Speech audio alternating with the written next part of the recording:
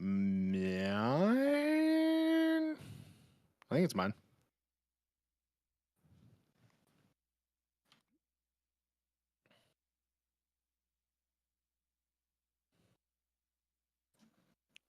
Somebody said they're trying to join the waiting room. Join the green room.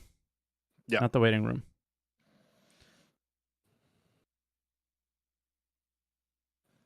All right. I'm going to hit play on the intro.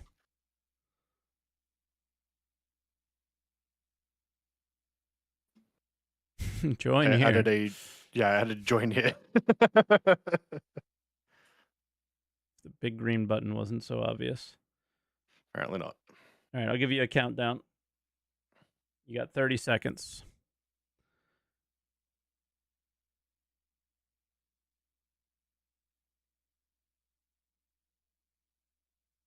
$20.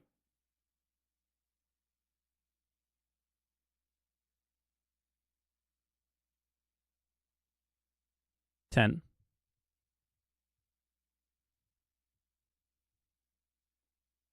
5, 4, 3.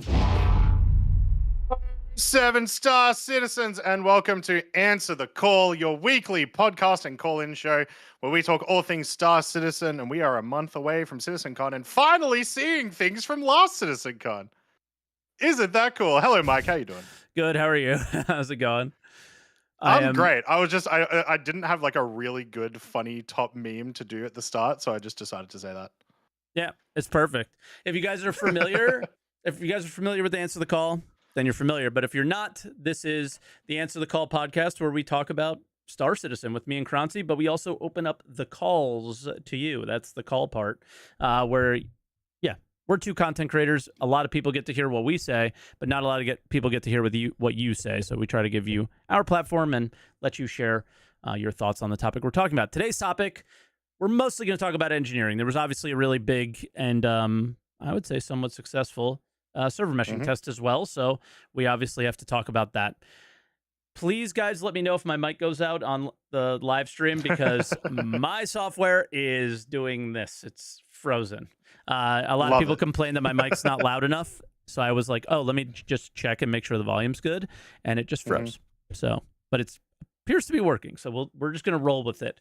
You want to just start with the server meshing stuff and then get into engineering? Yeah. Okay. Yeah, because there was only really like two big things this week, and the other one is obviously very, very big with the topic. Did you get in on the server meshing test while it was going on? Nope. Me neither. So it's well, like I didn't get on at all in that 24 hours because CIG really like to put these tests on the exact day that I cannot do them. So instead, I watched you do it. Yeah, and I did it on the... So you didn't get in at all? No. Oh, well, that's unfortunate. I did not get in during the rush to everything, and it was... I would expect the rush would have been the worst possible experience. You know what I mean?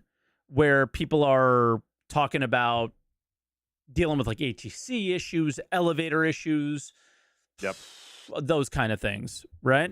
And I didn't experience that because I got on about 12 hours after the test started, right? So I got on when, and I'll play a video here for you guys, but I actually turned off the intro just now. Yes. Let's go. Yeah. I'll play a little video. This is Morphologist's test. Him and I were both on the same server at the same. So I was on his server while he was doing this. He was at Microtech and just trying to gather people into an 890 jump to break some record for the amount of people on a ship. Yep. I was like, I'm not going anywhere near those guys.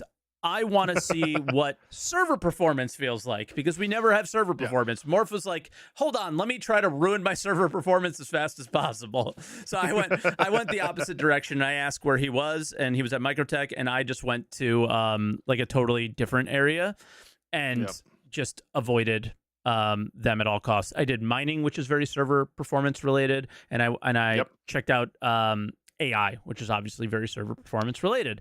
And I was gonna say, when I hopped in, you were being a very bad boy, but it was pretty consistent. Yeah, and those were the bad AI. So I think when you hopped in, I was just like murder hoboing. I don't remember where I was. I was at a distro center. So that was on Morph's server, or that was a 15 FPS server, and that's basically what he was experiencing, was about 10 to 15 FPS.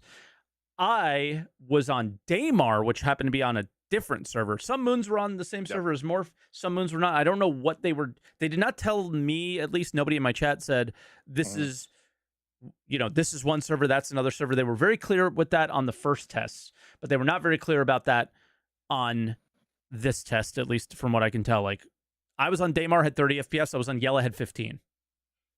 Right? Yeah. So it's like not making a lot of sense. On Daymar, we went to, I always forget the name of it, but it's the Crash 600i. I don't remember the name of the location. Sure. Yeah. It doesn't matter, though. And had 30 FPS, and the AI snapped, reacted, and pushed towards sounds. And it was very, Whistler's Crypt. Thank you, guys. It was very impressive. The 15 FPS, they fought against me. They shot at me. They hurt me. But they were not anywhere near as scary, I guess. So there was to definite confirm as difference. Well, during the test, at least we'll say in regards to the Whistler's Crypt, roughly how many people were on your server at that time? 350 out of 500. Yeah, so I should have mentioned that. We were playing in the morning, like, really early morning US time, midday EU. Nobody was playing, right? In comparison, there was only one server running, and there were only 350 people. So, the day when everybody is rocking and going super hard, that we didn't experience that. So we experienced things where it was like, there is some tangible progress going on here. But everybody else said the 500 player test felt like the 350 test from the previous week, which 350 test was like decent. And now you added an extra 150 players, right? So that's good. And then the 1,000 player test was pretty bad, but there was tangible improvements seen. And we've talked about this for months. That's all we wanted to see, or that's all I wanted to see, right? Yeah. Now, all these tests, once again, my understanding was there was still no missions. Like the contract system was still not up. So obviously there's going to be a lot of bugs that are going to arrive from that, as well as like issues with people trying to accept all the same missions and stuff, I imagine. Yes. Once we get into more tests of that. But watching you and hearing that from you, that was echoed like across the entire community. Like so many people really, really happy with how the 500 and less sort of servers ended up going. And that got me really excited because last week, that first test, once again, I didn't get to participate, but everything that I was hearing from everyone was that it was kind of a shit show. So it was horrible. It was not fun. Like the first 500 was a joke. Like we were stuck on the menu if you weren't the first, few people to get in. The 1,000 player test was unplayable, and the 350 player test was like, oh, well, it's better than the other ones. Like that was kind of the feeling. Like I was very happy to have gotten to my ship and jumped before a 30K. Like that was the level of standard that was set by the first two tests. So I think people were like a little, I guess, excited over very little because the first two tests were so bad with 350. This one, I mean, outside of we were 30K'ing pretty consistently every hour or every 2 hours. Outside of that, we were able to play the game aside from missions, right? Like you were able to go there and do things and accomplish like getting out of your ship and flying around. It felt like you were playing Star Citizen, a limited version of it, I guess, but it was there, right? Where the other test was like, what am I doing? What is my goal here other than just being an ant, right? So with that in mind, obviously, like I imagine that we'll probably get another test this coming week, or like maybe the week after, depending on them doing more of these. Where do you think CIG are aiming for this first server meshing implementation? Because it's starting to feel like 1, what I said months ago was way wrong. That's what I'm saying. I think I originally said like, double the player count, double the locations. You sort of have everyone in the same spot. It really feels like they're going hard for 1,000. Yeah, which I think that's the number that I would feel the most comfortable with across two Mhm. systems, and Pyro being a really big one. Yep. I still don't think we'll feel that MMO feel very much. It depends. It really, really depends on things like how popular are contested zones. Mhm. Like how good are the funneling elements of the game, right? Is Yep. Jumptown going to be just absolutely bonkers, Oh, that would be a mess. right? You would Like, you would have to like sort of modify it so that you have all of the jump town zones active at once. Otherwise, yeah, no, it'll be not crazy. necessarily. What if you just had that moon be a server Mhm. by itself, No, I knowing, mean more. It would be the gameplay would be so bad if 1,000 people were just on top of Jumptown as it is right now. oh, That would really? be the worst. I mean, It'd be very I fun once, I will say. It'd be yes, I really, think really that's where fun my mind once. is. That's where my mind is. It would be. I think it's something that we need to see. Sure, yeah.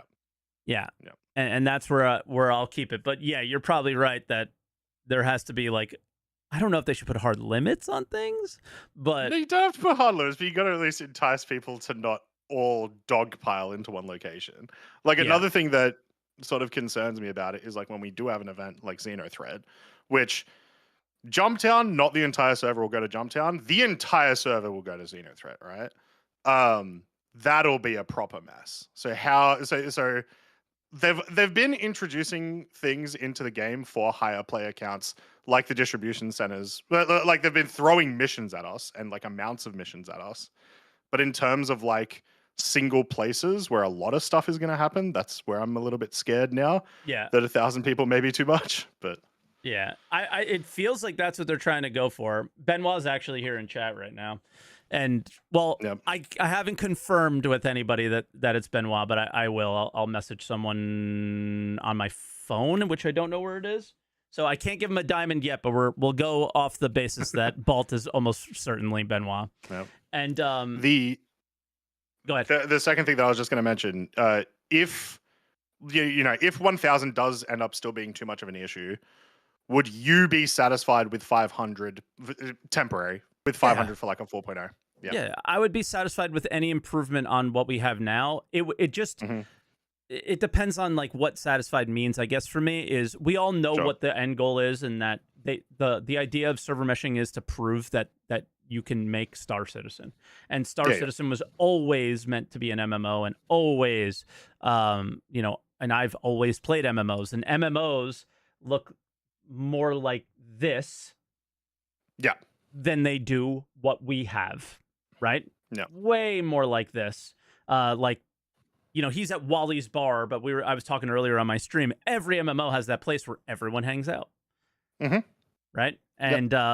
And yeah, that's what I expect the game to look like. Is you walk by and you're like, whoa, where'd you get that armor? Oh, I did it on this mission. Cool. Yeah, How yeah. many people did you? Like that thing is what's lacking. Do we get that with 500 players with two huge star systems? No. Mm. No. Maybe. Well, I would actually No. say maybe, but Most likely not. because yeah, that's true. But I will say it will be regardless of the increase, as long as it is more than 100 to 200. That's going to be massive just in general from like every perspective because we've only had 50 and 100s before, right? We had a Yep. test that was 120 for like a couple of PTU patches or something.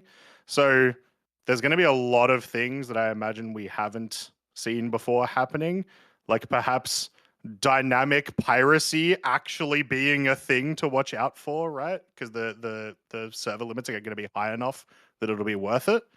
Yeah. Yeah.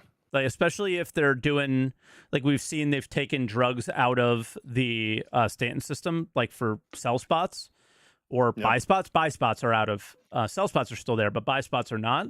So, the idea of piracy and smuggling and, yeah, like these choke points, like jump points and all sorts of stuff is going to be really interesting. The more players you add, the more interesting it gets, I think. It's just, so why would I ever complain about 500 players, right? To properly answer your question, I'll never complain about I that. mean more as like, yeah, do you feel like 500 is enough for a temporary I guess stop the copying us. best way to answer that question is it depends on how long temporary is. Not temporary, right? Yeah. Yeah. It's my big thing with them is they very consistently will put something in. They'll put some sort. You always have these guys come in and say, the coders, we did this. We made this tech. It scales. It does this. It could do this. It could do that if and when the designers get their hands on it. And then nobody puts their hands on anything, or they put it on at the very tier 0 level, and then they move on to the next thing. Server meshing is not something you move on to the next thing. You move on to improving it, optimizing it, and then I guess you do move on to the next thing for dynamic, right? I'll read out what Benoit said. He said they're aiming for another tech preview this week if the improvements on what we measured this week come in. Some of the tech like RMQ is actually live in 324.1, which we do know, which will already help with interaction delay log jams, which we saw in 323.1. Yeah. And obviously there's still those, but he had made a post on Spectrum saying that, other things cause that as well. And I think they definitely improved on that in this week's test. So yeah. They're on it, and it's just the vibe that I have is to get to a 4.0 decent-ish experience. It feels like, and why you're seeing a lot of creators say server meshing worked is because the vibe and feel that you have is it just is going to take a little bit more optimization. It's like optimization stuff instead of, whoa, this is a shit show. This is a disaster. Everything's broken. There was 30Ks. Yes, there's tons of problems. And we didn't even have AI. And I really suggest you guys watch the Morphologist video because he points out some very glaring issues with party systems, the menu, chats, all sorts of things that just don't make sense in a server meshed environment with more than 100 players. And there's a lot they need to do to get us there. He also brings up an issue which we haven't experienced a lot recently, which is just your system may struggle to have this many people on screen. Yep. Even with Morph's insanely beefy super to the max system, he was struggling to reach 20 FPS after he had more than 50 people in front of him. Yeah, this is the most hilarious chat from Benoit. We need more gateways for XL hangars. You guys all have XLs. Yep. And there's literally only 2 ships that give you an XL hangar, I think. It's a Reclaimer, which probably a lot of people have because it's so overpowered, and an 890 jump for the whales, I guess. I'm doing my part. I only have a large hangar, so I'm okay. I'm allowed. Thank you. Good job. I am doing my part, and I have the XL hangar to let them know that they need more. But yeah, it's I feel so much better this week than I did last week about it. Because again, it just feels like they have a foundation to build upon. It's very shaky for now, but a foundation to build upon. So that's strong. Awesome. Yeah. Yeah, that's all it feels like we really need. So yeah, outside this week, there was a couple hot fixes that didn't do much. One of the main fixes was trying to fix the outpost elevators. That shit didn't work. They're still completely busted. And it's Pirate Week. That was a thing that happened. I'll bring this up. That bothered me this week. This week just can't have an episode without Mike being mad at least at one thing. I'm not mad about it, but it's just it's come on, bro, kind of a moment, I guess. Is you got Pirate Week, right? Mm-hmm. Cool. It's just a marketing thing. Pirate Week has always just been a marketing thing. Yeah, of course. There's never really been anything for it in game. The liveries, what do you think? I think they're cool. I think they look cool. Are they something you are interested in, buying, or no? Not particularly, no. Me neither. The skins that I've been more interested in recently are either bright colors, just because I think there should be more ships with just give me a neon pink ship, right? I think that's cool. Or more intricate designs, kind of like how we had the graffiti on the Vulture recently. That one's badass, and that one makes more sense. I think the problem with the choices they made here are only one of these ships is used in piracy. consistently. You can argue that the Scorpius is, but like a vulture. You gotta salvage the Rex, I guess. Yeah, the like where's the M50 is the Corsair? weirdest one. Yeah, I mean, this is just like what the heck. I think they just like the fact that the skull is on the cockpit, maybe. Yeah, but it was just. I think they would have made 3 times more money if they chose Cutlass, Corsair, Mantis. There's 4 ships here. What would be the last one? Hornet? I don't know. Does Hornet even have paints? Maybe. So I know people. Yeah, that was a little bit. Oh, weird. Buccaneer. Yep, there you go, Buccaneer. That's See, but then one. you get into the problem with, while it is like lore accurate, you've then got too many Drake ships all getting the same paints. And while I don't think that's a bad idea, I think they think that might be a bad idea because then you're not marketing to as many people. Yeah, they're trying to spread the love out, but yeah, I don't know. I don't know how well they did on this. I will say, did you see the most disgusting aspect of this that we have to call out? Before you get to that, just because you scrolled past it, you want to do this? I liked this idea. This is what I'm complaining about, by the way. It's a fun. This is my complaint. Okay. Oh no, I think this is cool, but I would like more from it. So I like the idea of like this fun little challenge. Do a little riddle. The only problem is it's one of those things where it's the second that someone figures out what it is, it then just gets posted all over Reddit and all over Twitter and in every single Star Citizen Discord. Good. And then you don't do anything. And that's kind of boring. Good. Yep. Good. Because how much time does it take to place these coins on the pilots of the ships in Blockade Runner? Good. Like, as in that's what you would want the reward to be? Play the game. Yeah, sure. Guys, stop playing the game on the website. It's 2024. It's 2024. The game should not be on the website anymore. I'm so sick and tired of this bullshit. The marketing stuff is marketing stuff, but please market the video game. The reason they're marketing here is because right below this shit is where you buy the ships. That's why they did this. That's literally the reason why they did it. Right below it's a fun puzzle. Yes, that's fine. It is a fun puzzle, but I just want to take more time and effort to prioritizing doing things in the game. Nothing was done in game for this. You can argue that Blockade Runner is, but my whole thing is I'm sick. Like, just we need to stop this stuff. We don't need to stop it, but we need to pair it with in-game stuff. Sure. Yeah, and their way of pairing it in game is like, go here and look at an X on a fucking, screen or something. And I'm like, yeah. So somebody's like hearing it later. They should not stop this stuff. It is fun. I'm not knocking this. It's just when the in-game stuff is never a thing, it's always something that bothers me.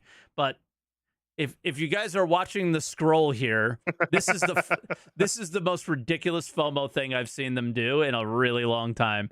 The only place to buy boxes that are only purchasable in game normally is in a $600 pirate pack.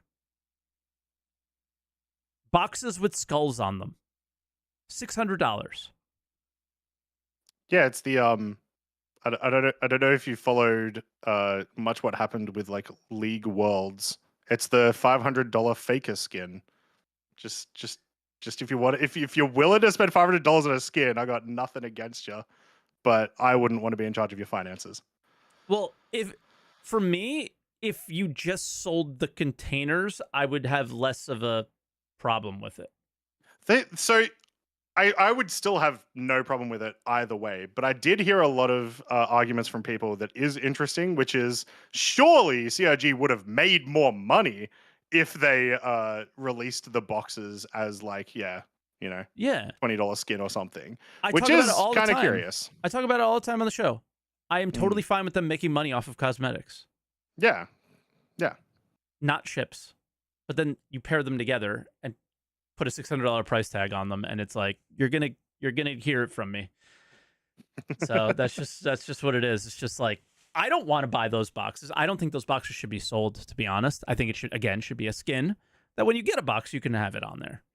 A paint option. Wait, are they not just skins? Of course not. Nothing is just skins in this game.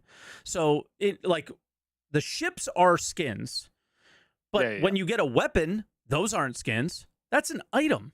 That I guarantee if I click more info, it'll say. Yeah, I'm specifically talking about also the boxes. Includes the boxes, not just skins. Yeah, look. Salvage skull 1 SCU container. That means it is a separate item from the other 1 SCU containers. These fucking clowns have been doing this for years, and all it's doing is making it their life 10 times harder when they actually have to make a real paint system, because then they're going to have to revert all of this stuff in the future and then provide the salvage skull 1 SCU container paint to somebody.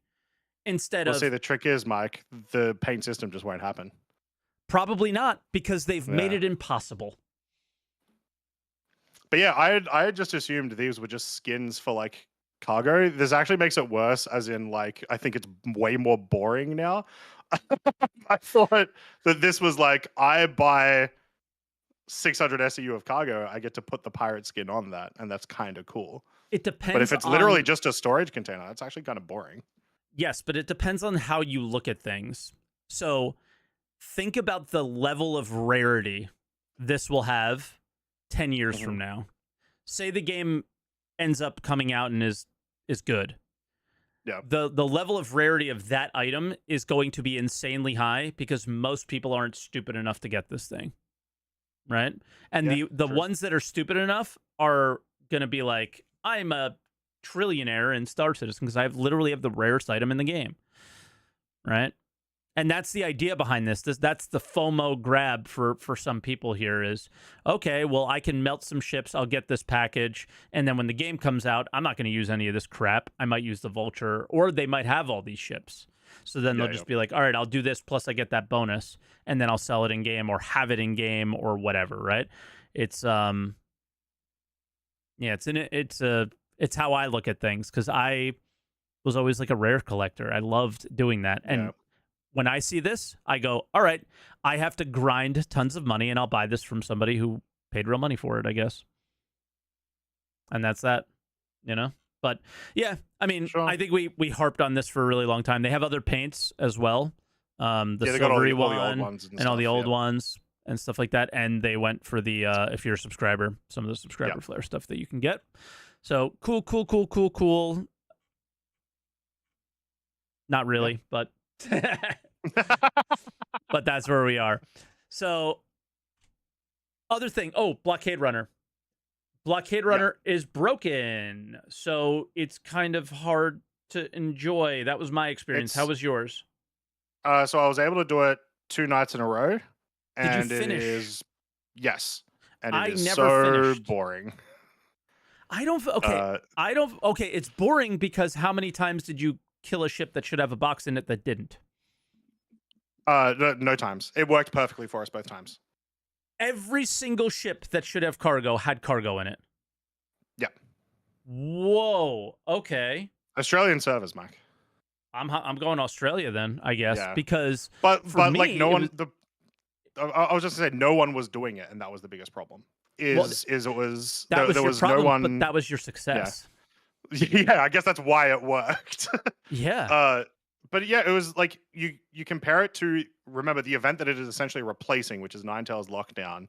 There's way less of a sense of community. Even like the really cool thing about the Ninetales Lockdown is that everyone that was fighting together, not in 6 different locations. There was no one on our servers doing like the evil person side, trying to steal cargo from us. That just didn't happen at all. Which kind of sucked because we were kind of prepped for it, right? I don't hate the idea of, destroying ships, grabbing the cargo, delivering it. I think that's a cool like mission loop. But as a dynamic event, it felt super underwhelming. Yeah, for me, I think it is like NPC based piracy, and as always, very, very lacking in story or feel. Yep. Right, which is the usual, but just interacting with new boxes, the timer, like because we okay. So my experience, I guess I should share, is Mhm. 90% of the ships that we blew up that were supposed to have cargo in it did not have cargo in it. So we would go to 4 to 5 locations before we ever got a single ship with a box, and then if you went with a multi-crew ship, sometimes your lasers were a bit powerful for the smaller ships, so you would blow them up instead of Yep. soft death them because it was impossible to soft death them. And I was not the only one having that experience. Elliot called it out as an issue that they're trying to fix. So, like, when you Mhm. said, did you see, like, the surprise on my face? Because I just assumed everybody Yeah, was yeah. having the same experience as me. And I was just hanging out waiting for a fix. But then one of my org mates said, come join us. So I guess they're having good experiences Yeah. as well still. But my initial experience was not good. And Yeah. it was really boring. It was 3 hours, and we got about 200 SCU total out of the Yeah. 1,000. I was also gonna say, like, yeah, the mission does take like a little bit of time, which is fine. The payout is unbelievably trash, whether you're doing either side of the mission, to the point where I haven't fully done the math. I think if you just solo delivery missions, regular like 3 box delivery missions, you will make more per hour. So Wow. that's obviously a thing. I imagine that is a thing that almost certainly will change, because that sort of stuff does change quite a lot. Um, but I don't know. Yeah, it made me miss Ninetales Lockdown. I was really sad about it. Okay. Yeah, I was like, every time that we got cargo, it was like, damn, this feels good. But just wasn't having it that often. And one of the experiences that I really enjoyed was because it was taking so long. Um, we would look at the timer on the first boxes that we got, and we're like, oh, Mhm. we got to go turn this in. So then we would go, we Yep. would turn it in, and then we would go back out. Yeah, I mean, it just comes down to things that I say all the time here is I'm so sick and tired of them feeling like they are the ones that need to provide the content for players when they just need to provide the tools so players can create content for themselves. And this very much felt of, we're going to handhold you throughout the entire process, and agreed. It was pretty Yep. boring. I was drooling by the end of it. It was so boring. Yeah. So I will say there's one way that I do see this event succeeding. Obviously, like, imagine the bugs are gone. Obviously, like what you've experienced, and I have heard that from other people. Is that this is the kind of event that I could see, as long as the payout was high enough. This could happen once every like 2 days on a server, random chance, be an actual dynamic event that would work. It doesn't need to be more complex. It doesn't need to be like a Xeno threat. And it can run more frequently and just be like, oh, hey guys, oh man, for 1 hour of the last 48 hours, everyone's piling in this one area and doing this one mission, and then everyone disappears again. Those sort of things happen in other MMOs. Just literally random 1 time a day events. Yeah, I think it could work that way. Yeah. Also, chat is just slamming Benoit with questions the entire time. And it's like, that's the best way to scare a dev away, guys. Good job. Is just spamming him with questions that he probably can't answer. So I would, if you're going to ask him stuff, I would just stick to the RMQ test and the server meshing test stuff, guys. But I think I would want to move on to engineering if anything else sticks out to you. That's all I can remember from There was this a week. roadmap update, but all it was saying that MFDs were going to be in 323.x, which is probably it was all the .2. stuff that we've been told before, just like the confirmations of them. So. Yep. All right, so I do not know if this is going to play sound or not. So this entire time, my audio software has been completely broken. I've wanted to mute so I can open up a can of seltzer, and I haven't been able to yet. So I might just do that right now. I'm just letting everybody be prepared for it. But I think this was, and I feel like I've said this quite a few times this year, You have, which is a good sign. That's a good thing. The best ISC we've had. They keep getting better. But this is the best ISC, not from like that was really entertaining to watch. That was really informed. Like, this was, they got down to the nitty gritty, and I think that they explained their system really, really well, to the point where I understand it perfectly on what I think our experience is going to be.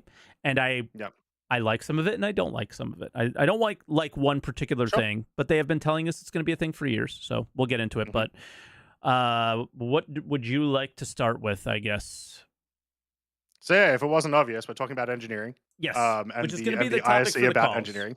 Yeah. Yeah, because it's gonna be this is going to be the biggest change in your day-to-day gameplay since like probably like inventory was brought in, I feel like. So it's going to be a massive deal, and they go through a lot of the they've talked about fire this season already. They've talked about repairing a little bit, I think, and now we actually get to see what the system is going to look like and what your when you go into a larger ship, what your gameplay is going to feel like. And I'm a big fan. Me too. The amount of complexity that the engineering has, I think, is super appropriate for most large ships because you've got to imagine the person is going to be not just doing power assignment, which seems to be most of the UI gameplay at least, but you're also obviously going to then be going off to do your repairing, doing your getting rid of fires, that sort of stuff, changing your modules out. So I think it's a good amount of gameplay just for over the course of whatever your play session is. Um, yeah, I'm really impressed. Yeah. It's basically what they have been saying for a really long time, that we want to get away from this health system on our ships. We want the components to be what decides what happens to your ships. I think a question that I asked my chat when I had watched this live was I was just wondering if I was just in the minority of how I felt about this. I am Hmm. so sick and tired of losing my ship, but like Hmm. even though it's the same ship, it's the same type of ship. I get it back. It's completely refreshed. It's empty. Um, I want my ship to feel like it's my ship. Like what we're kind of Yep. doing with the hangars. You're placing your stuff in there, and that's not that persistent, unfortunately, right now. But the experience would be like, I left my coffee cup, to use Chris Roberts's meme for the last 5 years, of like, I leave my coffee cup in my ship, and that's my coffee cup, and I come back to it and I drink my coffee from that every day. Yep. And that kind of thing. Or I always have my gun racks full, or I start to see wear and tear on it, right? That Yep. kind of thing. I feel like right now we do play sessions with our ship, and then they're reset. Yes. And Yep. that experience is very important to me. So the idea Hmm. of ship health not being a thing anymore, and I could swap a component out and my ship isn't completely dead, is the most important feature that this tech provides. Yeah. But the second most important was what they just kind of sneaked at there, and we'll talk about later, which is armor. And Yeah. I think we'll talk about that in just a second. I do want to talk about something that I think people got very confused about. I can't remember exactly what they were pissed off about, but I remember the feeling of they did not listen to what these people said whatsoever.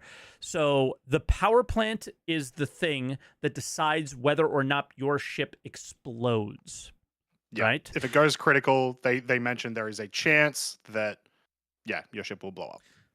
And that's the key there, is the Mhm. chance.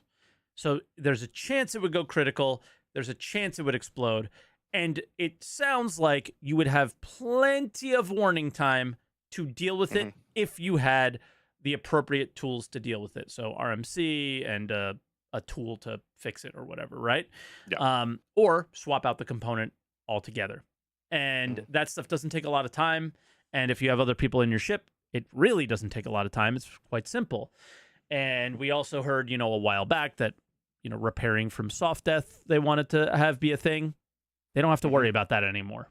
This is repairing from soft death, right? Pretty much, yeah. Yeah. That idea of soft death just disappeared after this video, which is great. Stop, soft death. Not anymore. It's, their power went off. We're good. Yeah. And the only thing that they'll have to address, I think, is if you use distortion weapons now and ship's power turn off, they do not come to a stop quickly. But when you soft death the ship, it stops. Yeah. They would just need to address that part, and then that's it. I think they're in pretty good shape. So Which I once think again, they may not need to because you could just like the answer could literally just be, well, you got to use tractor beams now.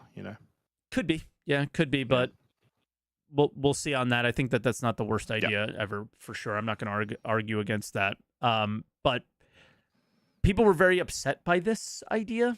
I noticed they were like, "Oh, that's so tedious," and I'm like, "Wait a second, bro! It's way more tedious to end up back at the space station, drive 35 trains, claim your ship, wait 10 minutes, and go claim again. it like 4 times so it works in the first place." But like, what tedium are we talking about here?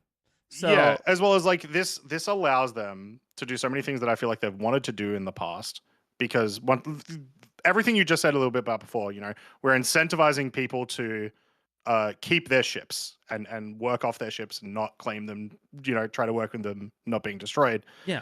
Not my brain lost.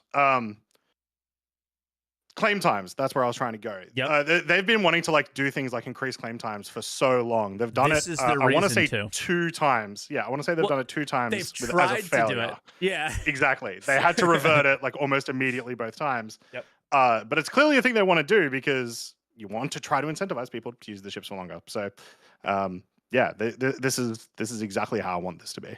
Yeah. Same. And then I think for me, the most game-changing experience, and you really had to listen to them to truly understand how deep this might be and how cool this might be. But I think that they explained it quite a bit, is what they're showing right now. And I'll pause it right there. Freelancer ship armor. What the hell is that? And that is awesome. And the way they explained it was very simple. It's and they also said that this is the tier 0 system, where a more complex system will happen. Obviously, that's Maelstrom, right? Yeah. That's very clear. I wish they would have just said that, but maybe they're doing something else. Who knows? But they are applying armor to every ship. What we don't know about it is Freelancer ship armor the name of the armor for the Freelancer, or are we actually going to go with certain materials and what they probably should do, right? And maybe that's the more complex system. But for now, it sounds like Freelancer ship armor will apply this value and will have this health.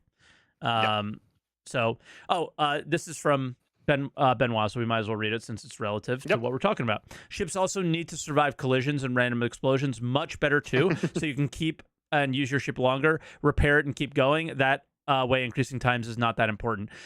And I gotta say, when we saw the Maelstrom demo at CitizenCon last year, I was like, well, that's not happening, because the ships collided together and turned into, like Rice Krispies. So I was like, I was like, what?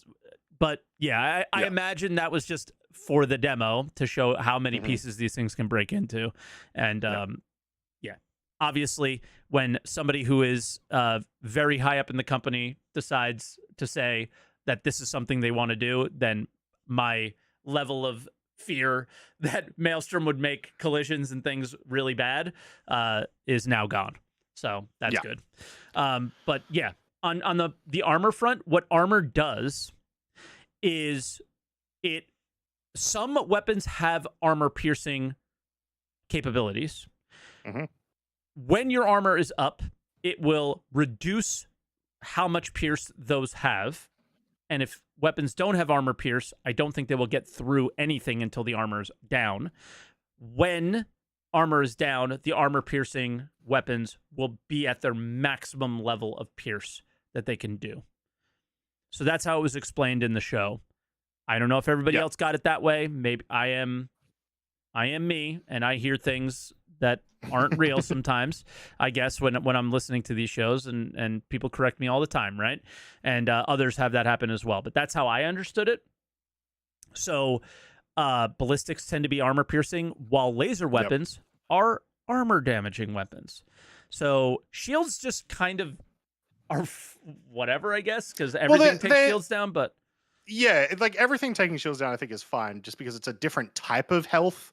So it's still it's still interesting enough and still like a cool mechanic. But I will say it's the most anti-sci-fi thing that they're doing, because shields are like, the moment your shields come down in sci-fi, that's when everything is over. In Star Citizen, your shields come down like this, and it's like, how long can I survive? The shields are down. All right, we got 30 minutes, guys. Yeah. So that's we'll see how they go with that. But I'm just obsessed with the Yeah. idea of this because the other factor is, well, this is freelancer armor. Mm-hmm. What does hammerhead armor mean?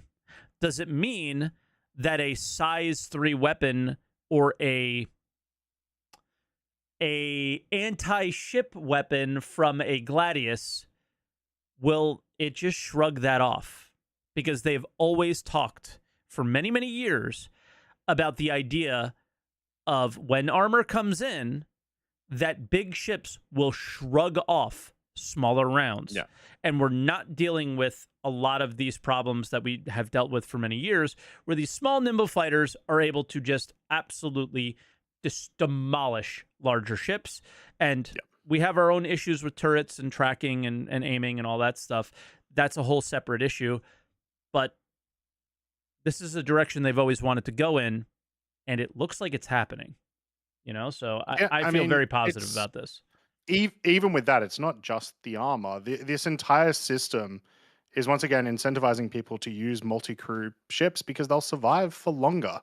The fact that you like once again, they still need to do stuff with the weapons, but like an engineer running around a hammerhead doing repairs, as well as, you know, certain parts of the hammerhead getting destroyed rather than just the entire hammerhead all at once because the cockpit is a critical damage zone, you know, whatever, just isn't going to be a thing anymore. So I'm really, really excited for this in so many ways, because it's not just the way that you're going to interact with your ships, but it's also going to change the way that you're interacting with other people's ships, how you're going to target them. And like, we got to experience obviously a little bit of this in the experimental modes, but it seems so much more fleshed out. And it seems like, and literally only looks like, because we haven't fully gotten this yet, that they've knocked it out of the park. Yeah. And bye, Benoit. Benoit says he's got to go. So thank you. As I've been saying this to a lot of developers that have stopped by the chat lately. Thank you for caring enough about the game that we care so much about. So thank you. We appreciate you. To come into a Twitch chat and answer questions. It just shows their enthusiasm and stuff for the game and that they care so much. So yeah, we appreciate it. Much appreciated. Trying to think of other things on the engineering side that. Oh, sorry. Now that he's gone, man, server meshing sucks. No, I mean, I've never felt this good, so I'm scared. Last time I felt this good was CitizenCon last year. I was gonna say CitizenCon's 1 month away, Mike. Yeah, they're ramping you back up. No, definitely not. Yep. So there was, I had a the panels they changed, but go ahead. Oh yeah, I do like the panels. I like the UI design in general. Seems great. I do hope that they've fixed the issue with like standing at these terminals and then G forces throwing you every which way. So hopefully that's all. The stuff has been sorted. But I foresee an issue that I don't like a lot in terms of gameplay when this happens. So I'm in a multi-crew ship with a couple of people. We have like engineer. We have some spare parts and whatnot. But because of the fight that we're in, cool, we lose all of our critical components and whatnot. Even if it's against NPCs, there's like, it feels like gameplay wise, when are you ever going to be repairing the ship back to capacity and not just die? When are players and NPCs going to stop firing at you most of the time from a gameplay perspective? Can you try to? I'm very unsure what you're trying to get at. Sorry. So they talk about in this, you know, you have issues, you try to repair your ship back to your ship's down, right? Capacity so you can get out. Yeah, your ship's down. You're never repairing that ship because the NPC or the player is just going to kill you. Maybe the player won't if they're doing like piracy or something, but like the gameplay that they're talking about, I feel like may not happen. They're like small fixes, like I've lost a shield generator, or I've, my power plant's a little damaged, whatever. Of course you'll get that stuff. But I just feel like you're never going to be repairing from downed. Oh, okay. I think I can touch on that. I think they can only blow you up if they blow up the power plant. So take it out. Sure, but it is still a 100% loss. You know what I mean? Like, No, because then they have to board you. that could be interesting, actually. Yeah. So if your ship is down, they can no Mm. longer do the whole I'm going to lower your health to 0 and make you explode. Mm. So if you remove the power plant, they can't destroy it anymore. Well, yeah, you can't remove a size 3. So size 3 is Yeah. that is their own problem, their own mistakes. They fucked that up, and it's that's on them. Complain about it until they fix it. Okay, but on size 2 and size 1s, you remove it. I mean, and you can't do this on the light fighters. They also talked about armor, by the way, only protecting internal components, not external. Yeah. Yeah, and I will say, if you're in a live fighter or something like that, I do still expect those ships to explode a lot more often, just in general. Yep, as they should. Like, yeah. So I think that's fine. But you make a good point. If that is the case, if we are able to literally just take out the power plant to stop it from exploding, and then like cool, there's other gameplay that has to happen for people to fight you, then I guess that'd be fine. So they gotta board you. You maybe have alleviated my concerns. Yep. If they're going to kill you, they have to board you, and that really should be the Star Citizen way. Is you or go get from lucky. or get lucky with the critical power play. Go from ship to FPS. I cannot remember if in the engineering test we were able to shoot players inside the ships. If I remember correctly, we were not. It was only components that were damaged. So fingers crossed they keep it that way, and you're not just shooting through the hull trying to kill players the whole time, because that would be just boring. Yeah, and it would essentially be what we have now, where people just nose down at people on the surface of a moon and use their ship because they know that the person, if they don't have a railgun, can't kill them. Right? So it's or even if they do have a railgun, can't kill them faster than you can kill them. And it's just boring. So I share similar fears to you, but I don't think my fear is as intense as yours on that front. Yeah, sure. My fear is here. My fear is on venting atmosphere. Okay. I think this gameplay is incredibly tedious. It feels like incredibly boring. I constantly have to pay attention every time I open a door, when 90% of the ships open doors to like the whole ship. And it's just like, oh my God, Johnny left his helmet off again. This idiot died again. and you know what I mean? And it's like, and I'm Johnny, right? Is like, this stuff's going to happen all the time. And I just don't think that's fun. Yeah, like that makes a lot of sense. I like the idea. Before you mention anything, I have to address what people are saying in chat, because a couple of people said, well, won't you wear a helmet? So what happens in the future if you wear a helmet is it's not going to be pulling oxygen from the room, and your suit will be vacuumed as it should be. So your suit will run out of oxygen if you're wearing, like, the idea is you take the armor off while you're in the ship. Okay? So there you go. Sorry, Croncy. No, you're all good. The idea of like resource management with that sort of stuff, I think that can be fun. But you make a good point of like, if you're in literally the image they showed, a constellation where the only rooms that are like the entire cargo room, there's like 5 different doors that go to the outside, right? And I imagine there's I would have to look at every ship, but I imagine there's quite a few other ships that are exactly like that.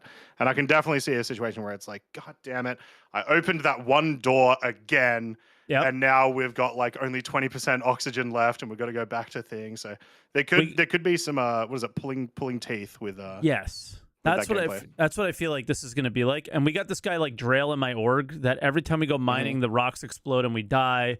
I feel like he's just trolling at this point. I can't tell. But I just know that oh, man, the door opened. I don't know what happened. No. And, it's just going to be like that constantly. So, I don't – when I see that system, I don't like it. And I know it's something they've been telling us about for many, many years. But the first thing I saw was like the Cutlass door wide open, and they were looking out and they were in a suit and it showed the temperature. And I was like, that's when I would be drinking a drink. Yeah. Yep. So and now we'll have to see how it goes, because they don't mention in this ISC, They don't mention things that they mentioned earlier with like life support systems, as in like the ones that are supposed to be apparently generating oxygen that They we're going to talked be a bit getting at about some it. point. I don't. Well, I must have missed it, They talked but a bit. at least like that sort of stuff we still need to know more about anyway. They And did have not that talk play enough into it. about it. Yeah. Sure. They did not like sit down and show that gameplay very much. It was Yeah. all they said was like you need to make sure that it's on and it has enough power to be Yeah. managing the amount of CO2 that you're creating or something like that when people are in the ship. Sure. And I was like, okay, but Yeah. how much does each person make? And yeah, so we don't know enough about the system, but Yeah. it looked very tedious to me, and I'm very concerned. So Yeah. yeah, but overall, that's all that comes to mind for me from engineering, and we're hitting that 1 hour mark, so it'd be nice to start thinking about getting to callers. But Yep. from a gameplay standpoint, I think this is super strong. Armor is epic. No soft death, no health on a ship anymore, and its armor health, its shield health, and its component health is great. Yep. No, I'm a huge fan of it. I love how the UI design is one of my favorite things about it. The overheating as well, which we didn't really touch on, but there's not much to say about it. It's just things overheat, and you need to make sure you've got your coolers in the right sort of allocations. I mean, I said they should do Eve stuff where you can overheat your components for a little bonus for a short period of time at the risk of damaging them. There was overloading in there Yeah. that was shown, but once again, yeah, like the specifics about it were not apparent, I guess. Yeah. But yeah, I'm super excited for this. It was a great ISC for them to finish off with for the current season because CitizenCon is in a month, so they're not going to really have time to make any more ISCs over the next couple of weeks. And yeah, This is it. big fan. Yeah. So we're going to be coming up with some topics for the next few weeks because I don't think there's going to be anything to talk about. I mean, maybe the next server meshing test is just absolutely bonkers incredible, and all we're doing is talking Plus, about we it. have to do a CitizenCon prediction episode as well. Of course. I predict they will say lots of things and not achieve those things in the following year. I don't know. It seems like a bad bet, Mike. Definitely not based on history at all. Because it's related to our topic, should we do our one question for the show and then move on to callers? Let's do it. Boom. From Treesend. In regards to larger ship components like size 3 and above, I think we should be able to build them in place from 2 or 3 parts, and they just break when removed, so you're incentivized to repair instead of replacing, and they can balance tractor beam requirements accordingly. Why do you think they chose to make them? Wait, was there more to this? Because that's all I had. There was, yes. Okay. Why do you think they chose to make them not replaceable by crew? Oh, they didn't choose to make them not replaceable by crew. That's the problem. Yeah, they just don't have size 3 physicalized components ready, or it literally may be the case that they want to change how they work, which I wouldn't be surprised by, because they do mention they mention in the ISC that they want those of the size 3 largest to actually be like a part of the ship, right? Yes, but yeah. But why? It's because they concepted and made large ships and decided on sizes, and the people who decided on those sizes decided what the size the fucking doors would be and didn't think about the size of the components. That's why. Yeah. Art before everything with these guys, and that's what happened.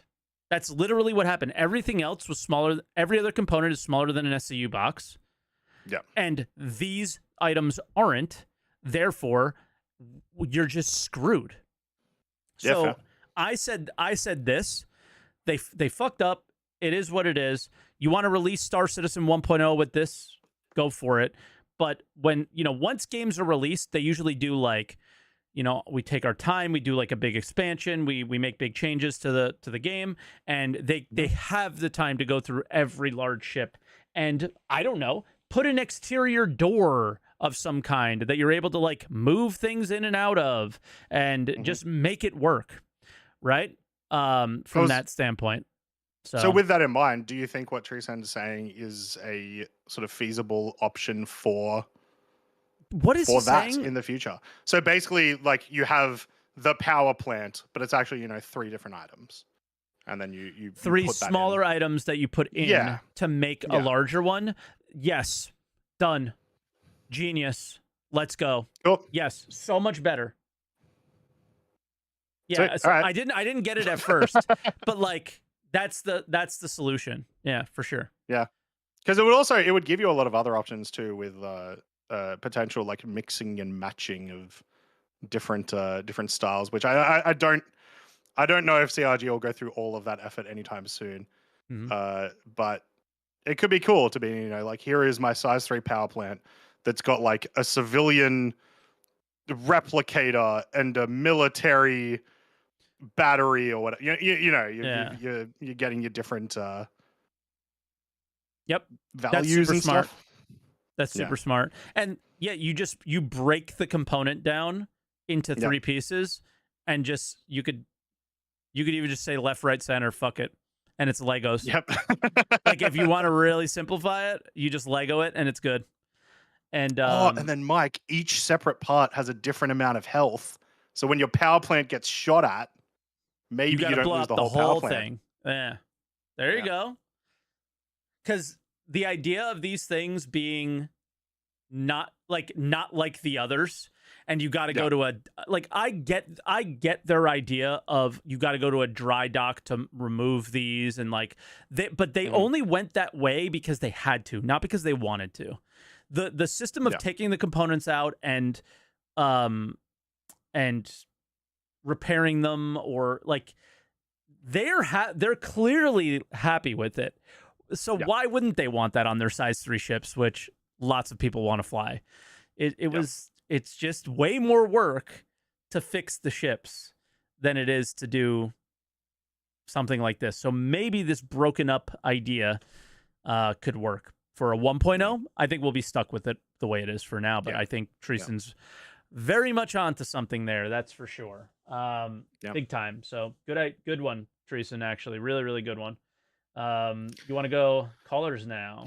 Yeah, let's get to some calls. And if you come to a future episode of Answer the Call and you're here live, make sure you come into the voice channels, because me changing the name to Green Room Join Here has apparently worked. And we have, what is that, 11 callers? Okay. Well, given that there's 11 callers, I have nowhere to be for the first time in forever.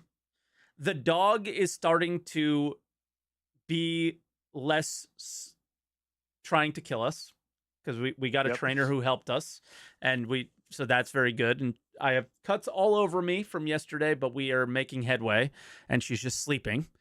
I would like to try to get as many callers as we can within the next hour.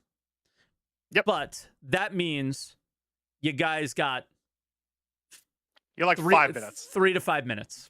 Yeah. Okay. So make it count.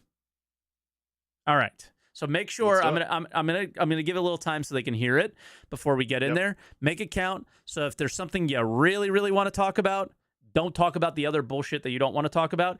And if it's not about the server meshing test or engineering, I'm kicking you out. Just ahead of time. All right? I'm kicking your ass right out, and we're going to the next caller. Sound good? Let's go. All right. Sick Mechanico. Hello. So, Sick Mechanico, what do you think about server meshing? Server meshing, I think it's cool. Yep. What do you want to talk about Cool. today? Thank you. Thanks for the call. We'll head on to the next caller. Well, good morning, first of all. Anyways, good morning. I think I did the test, the 500 player test, the latest one. It was working better than live for me, so I was very happy with that. I had heard that from a lot of people as well. It was like, it like, was very performance smooth. was so good that I would honestly prefer to play right now in PTU. Yeah, there's a whole thing that even Benoit said about how it didn't have the physics and everything. But anyways, that's I think it's on the right direction. I do agree that we should be aiming for a higher number of players, right? I do agree that we should be looking for like 500, 1,000. That's cool. As high that's as a beautiful possible, dream, of course, right there, right? I still think that's a beautiful dream.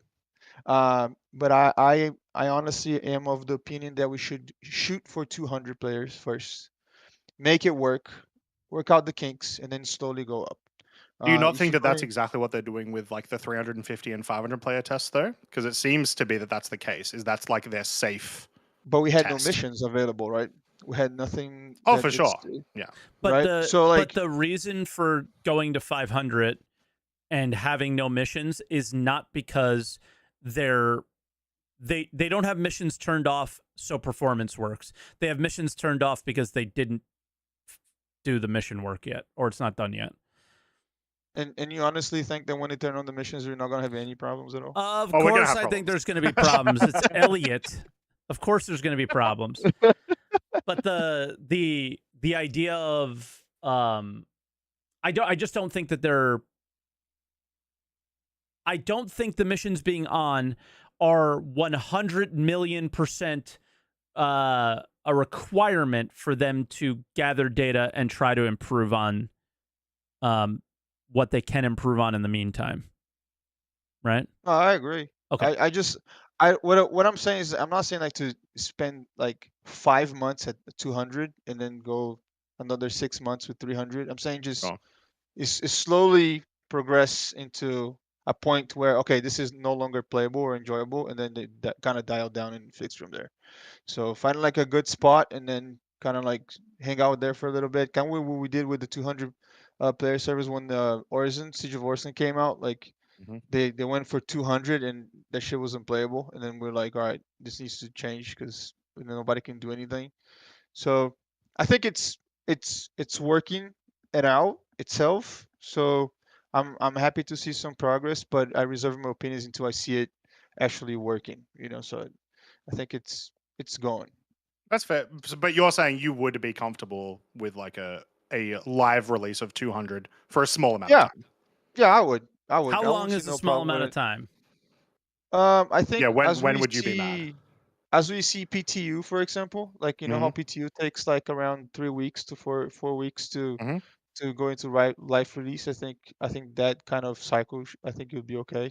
Maybe a month at Okay. 200 and then a month at 300, and then we just keep building from there. So So I'm not a game dev or work there, so I don't know how they yeah. work, but Sure. I Sure. think that Well, would be and more I think realistic. yeah, and I think that's exactly where you're coming from. Is you're not a game dev, and well, neither am I. We're players, right? So we want the game to be playable and fun the entire time that we're playing it. I've just kind of changed my tune on that and said, just fuck it. Just send it full send, go as hard as you can, and show all the completely glaring, insanely bad problems that comes Hmm. when you hit the higher numbers, like what Morph experienced in his playtest. Like dealing with a party was ridiculous, and the Yeah. fact that like when you got back to the main menu, there was still a max of 100 party. They couldn't. There was no place for them to type in comms to each other. Well, he could have done it in Arena Commander, by the way, but he just didn't realize that. And like he could have done it in Arena Commander menu and then sent people into the Yeah. the Yeah. main game. But the options there are very limited, and there's a lot of systems in the game that just don't make sense for over 100 players right now. So I Hmm. like even think about, I think somebody said scarcity in the Twitch chat. Um, think about just general missions, general materials, all that stuff. Yeah. Like everything has to change. Hmm. Everything. So just for me, it's full send it and just find all the glaring problems and fix them as quickly as possible. Because if you gradually go up, you only find the problems that come when you hit your actual number right Hmm. before you're trying to go live with your actual number. And then you spend Yeah. all this time having to fix it again. Yeah. Sick. We have reached 5 minutes, so we'll give you Give one him a couple last. minutes because we talked a Yeah. lot Sure. over him. But yes. One We. one last thing, yeah. Excuse One me. last thing Me. that you guys mentioned about engineering. I always like to have some constructive criticism about things. Yep. Um, I uh, I really like the engineer. I just think that the model of the game doesn't support engineering. So I think the Interesting. biggest issue that we have right now is everybody makes money to buy ships, and Mhm. everybody wants to fly their own ships. Nobody wants to be a crew member. So Wrong. I You picked the at wrong least two people to talk to. 90%. So listen, this is 90% of my experience, right? Yeah, Like yeah, yeah, of this is my course. experience. Yeah, So yeah. this is I'm talking about me. I think everybody plays the game to buy their own ship and fly the ships that they like. Yeah. I think that can change with engineering. I agree. I just think that there's some other changes that need to come with. I'm gonna wait to see how the finished product when it releases Yeah. to have a better opinion about the subject. I just do need to say one thing. Only one thing. If that engineer panel comes around with no seat attached to it, I'm gonna Yep. be fucking pissed. That's all. 100%. That's all. Well, once again, That's not all. doesn't have to be a seat. Just has to be me not getting thrown around the ship trying Yeah. to look at this Yes. thing. Yeah, or Yes. wiggling or It any of makes this dumb shit that was Yeah. going on it before. makes no sense on that C2 have two guys sitting down and a dude just standing in the back there using and the ship is pulling like 95 G's turning and the guy's just standing there like pressing some buttons. That looks ridiculous to me. Yeah. But Yeah. yeah, besides that I'm excited to see it. I hope that people take the same amount of time to review the process and go through the process and enjoy it or not and then give some feedback because I'm this spectrum and is just it's a minefield right now. We can't really do anything on spectrum. when, So when is Spectrum not a minefield? I can't Yeah. even look at that thing. I don't even yeah, think it so could be that's the trusted. only thing. Yeah. That's the only thing. I just really like to have a seat for engineering, like not a Yep. standing position for Yep. it. That's all. All right. Well, sick. Awesome. We're gonna let you go. Croncy, can you do me a favor and move the colors in and out while I'm working on the titles for everybody? Sure can. Great Sure call, can. So Sick. thank you, Sick. Thank you. We'll catch you later. Just have a Yeah, good man. one, gents. Bye now. Alrighty. And I don't. I'm trying to. I have no idea who went into the green room first. All right, we're gonna put this person in waiting room 5. All right, here we go. Next up, we've got Parkiller. Parkiller, how we doing? I got robbed. All I want to talk about is the Lego piece on the fucking big ship modules. And that got stolen my topic. they stole his topic. But that's we could keep talking. I could talk about that forever. How would you do it? So I really don't. I really hoping that the module they have on the big ship right now is placeholder. Because if you look closely, they're literally just smaller module scale up. There's barely any geometry changes on them. So what I was hoping is that the functionality of the module is a combination of different block. Because okay, chat. How many people here played Minecraft Industrial mod pack? Oh my god, How this many? kid, all he has tried to get me to How do is play many? Minecraft for How years. many? I played Come it on, one type time one. with them and it was awful. It Hey, performed Look, so bad. Minecraft's the best-selling game of all time, Mike. So I know, but he clearly put there's something wrong with it. 30,000 mods in it and type it one, performed. type one. Oh, okay. Here comes my people. Okay, so in the industrial mod pack, you have a little block that can do basic functionality, right? Mm-hmm. But if you want a fancy shit, you assemble a machinery block by block. And each block have a different attribute. Like if you want a generator, right? A gas generator, you will need to add a fuel cell, you need to add a combustor chamber, then you need to add some power converter. And the combination of these different stuff make up the machinery.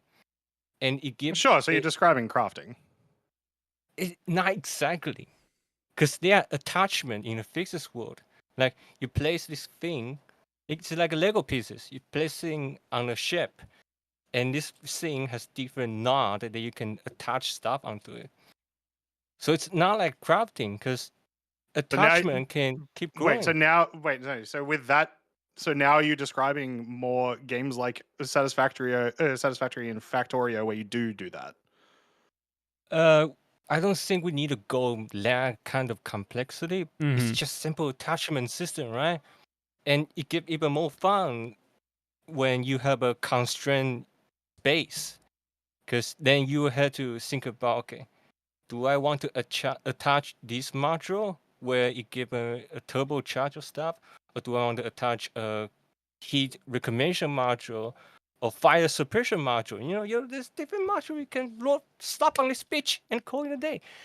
And if you I would remove stop the it there because I don't think that idea falls in line with it. Kind of does with subcomponents that they've Yeah, I was talked gonna say about. it's basically the mining subcomponents, right? Yeah, well, not even mining. There was always subcomponents that were like inside um of like power plants and stuff. They like there was like Sure.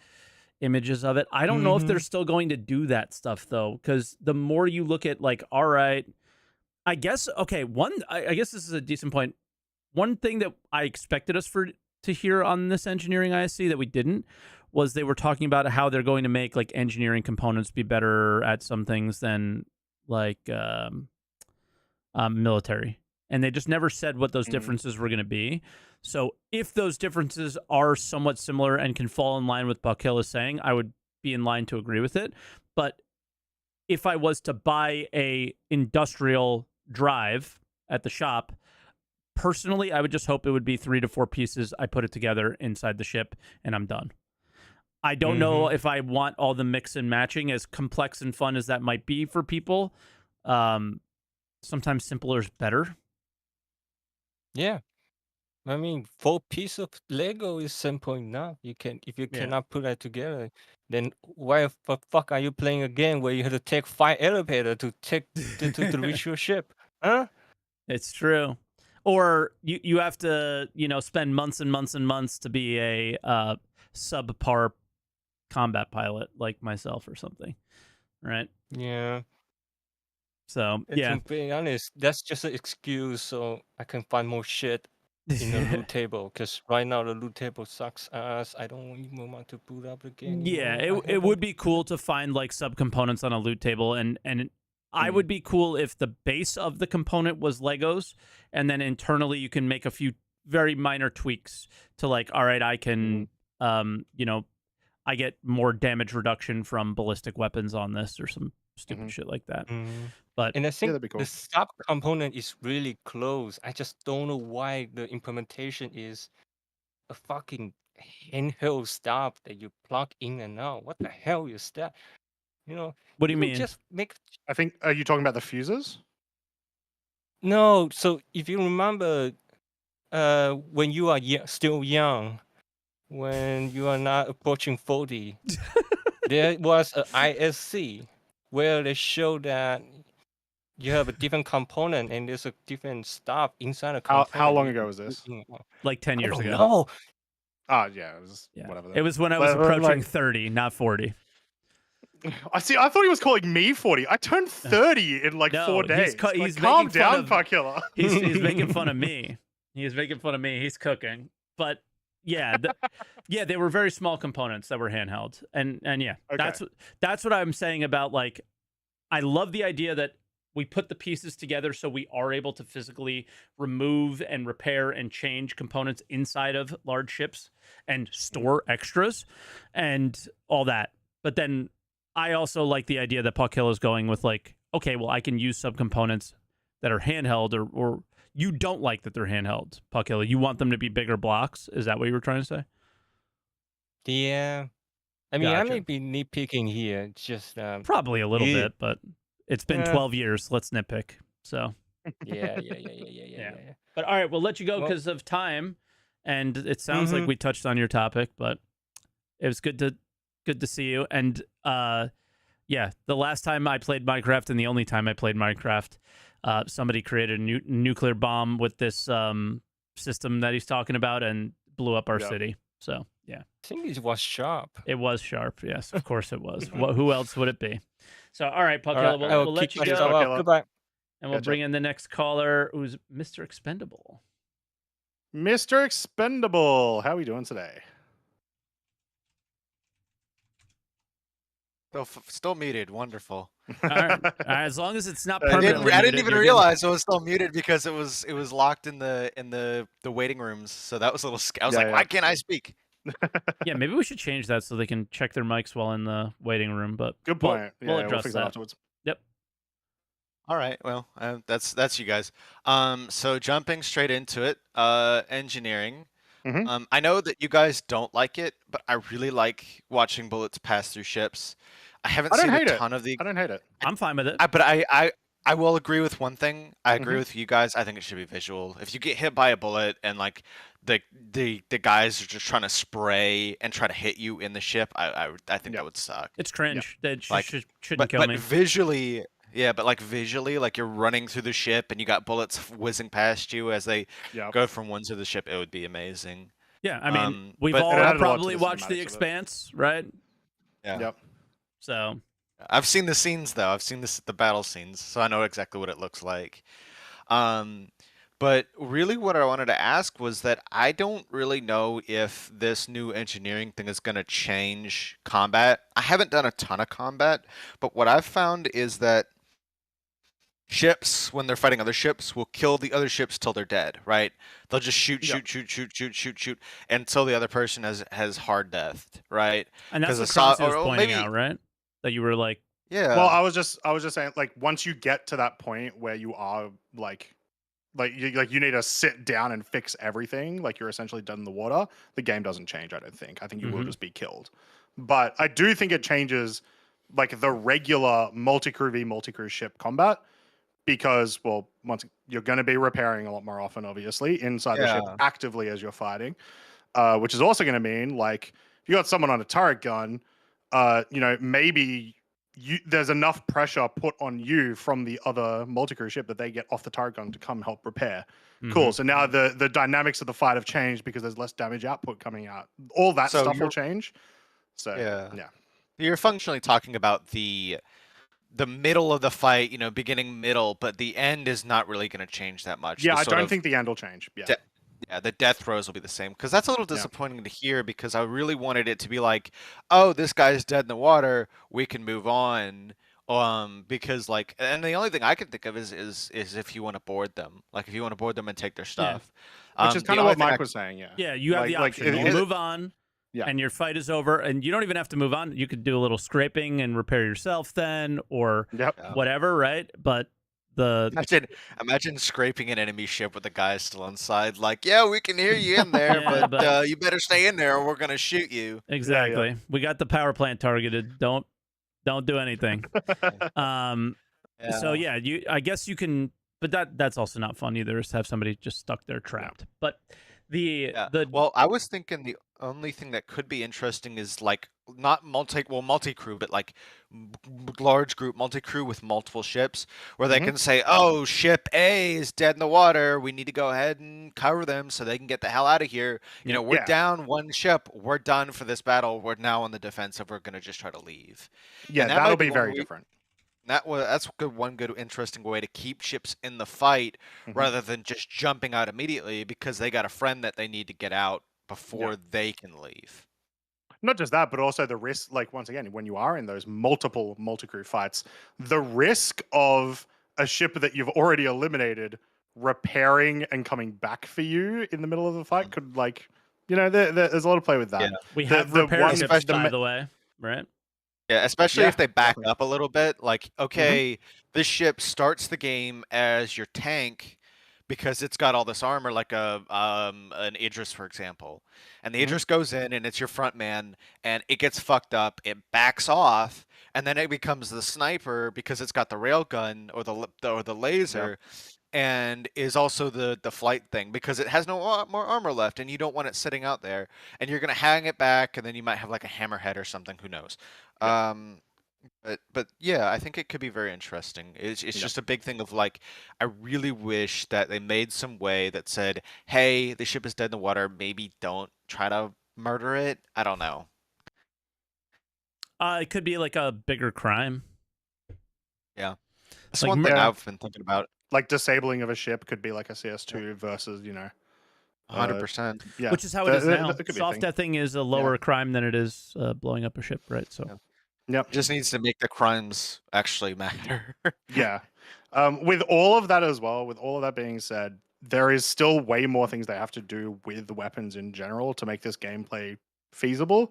But we're not going to know what those changes necessarily will be until we see, armor in action and how survivable these ships become. yeah, it's all I'd just love to see what ideas kind on of armors. paper to us at the moment, right?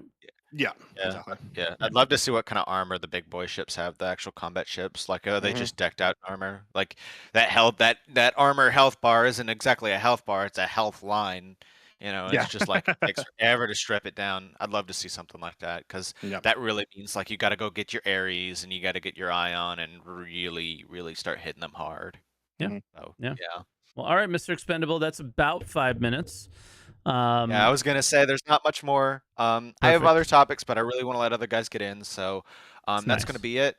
I'm looking forward to CitizenCon. I'm actually going. So, Hell yeah, I nice. see you there. see. Yeah, I didn't know which one of you. I know Salty, you're probably not going, but if Croncy, you're there, Definitely I'm gonna not. I'll be shake your there. hand. So try to Yeah. remember my face.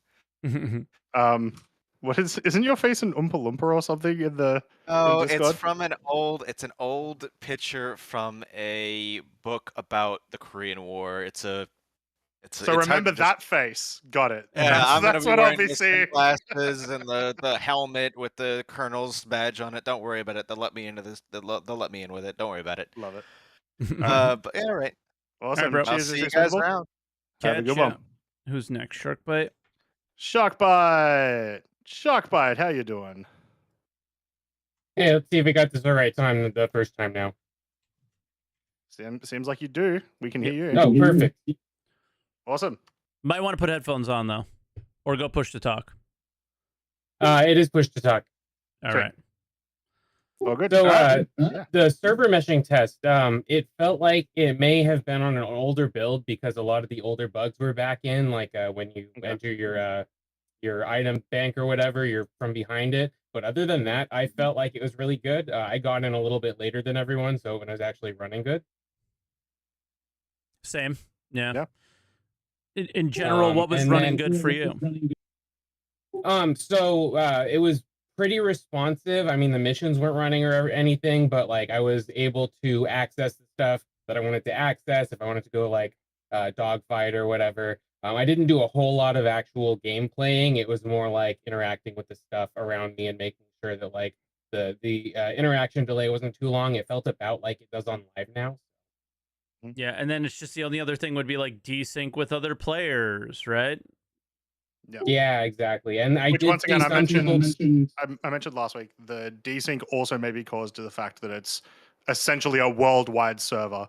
So, 70% of the people that you're interacting with are not remotely local to you, right? Mm-hmm. Yeah. As far as the engineering stuff, it feels like one of the next things that they need to focus on is some sort of delivery option because, like Mike was saying, he wants to be able to have his coffee cup in his ship. I want to have a table in the back of my C1 and guns on the rack and whatever. And then, like, I was playing a couple weeks ago in live, had my C1 set up, and then went and played PTU for a week, forgot that I had my C1 set up and claimed it and lost all that stuff. I mean, that sounds like a you mistake, but No, I mean, it was definitely a me mistake. I'm just saying, being able to say, deliver my ship from Crusader to Hurston or whatever, instead of claiming it and losing the items on it, like, I don't care Yeah, if there's a 20-minute timer. so I will give some insight into that. There was an Evo build or a PTU build a very long time ago that existed. And I think what people did was they loaded their ship with cargo and they delivered it to the location that they were at and instantly were able to safely cargo haul. So I agree there should be a delivery system, but there's got to be some rules applied to it. Yeah. I mean, Feels very exploitable. even if it means like an NPC or another player has to take that mission and fly it to you so that there's the chance of it getting intercepted or whatever. And I see that there's totally possibility for abuse and stuff there too, but it has to be some way that we can get our ships from point A to point B with some of the stuff inside, even if not cargo, but like just the cosmetic stuff. Yeah.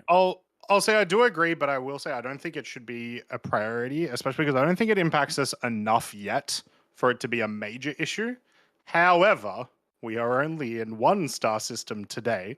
We will only be in 2-star systems soon, TM. Once we do get to the point where, oh no, my ship is 10 star systems away, yeah, like I'm not going through the effort of going to go get that and bring it over, right? So I think what you are saying should 100% exist. I just don't think it should exist soon. I think it should Yeah, exist as a I player guess. contract. That too. Yeah. And then as far as the engineering stuff, I've been saying this because one of your last callers was saying, "Oh, no one's gonna want to be a crew member or whatever." I've actually been like writing up based on all the information we have so far, trying to make some curriculum to like train people to start out as beginner engineers, where you are maintaining stuff inside of the hangar for your org, and maybe you're a gunner for a little bit, and then you go maintain the stuff if the basic stuff needs fixed, and you work your way up. Yeah. It's RP. Like not just RP. This is actually like very. I mean, this is a very common guild level style thing, right? Like if you're part of a big WoW raiding guild, you're not getting in Team 1 right off the bat. You know, you're not getting in the primo. You know, they've gone through every mythic plus that's ever existed in 5 Yeah. seconds. You need to work your way up there. It's a very common thing. So, yeah, I think that's cool. Yeah. And it'll also teach people like, hey, if you're a gunner in someone's hammerhead, now you know where in the hammerhead you're going to be targeting. If you're Yep. maintaining the stuff on someone's gladius, you know where to shoot the gladius to disable it, where the armor is, all that stuff. And then as far as seats, I think we need mag boots back for engineers. Part of your engineer kit is mag boots, so you can't get thrown around.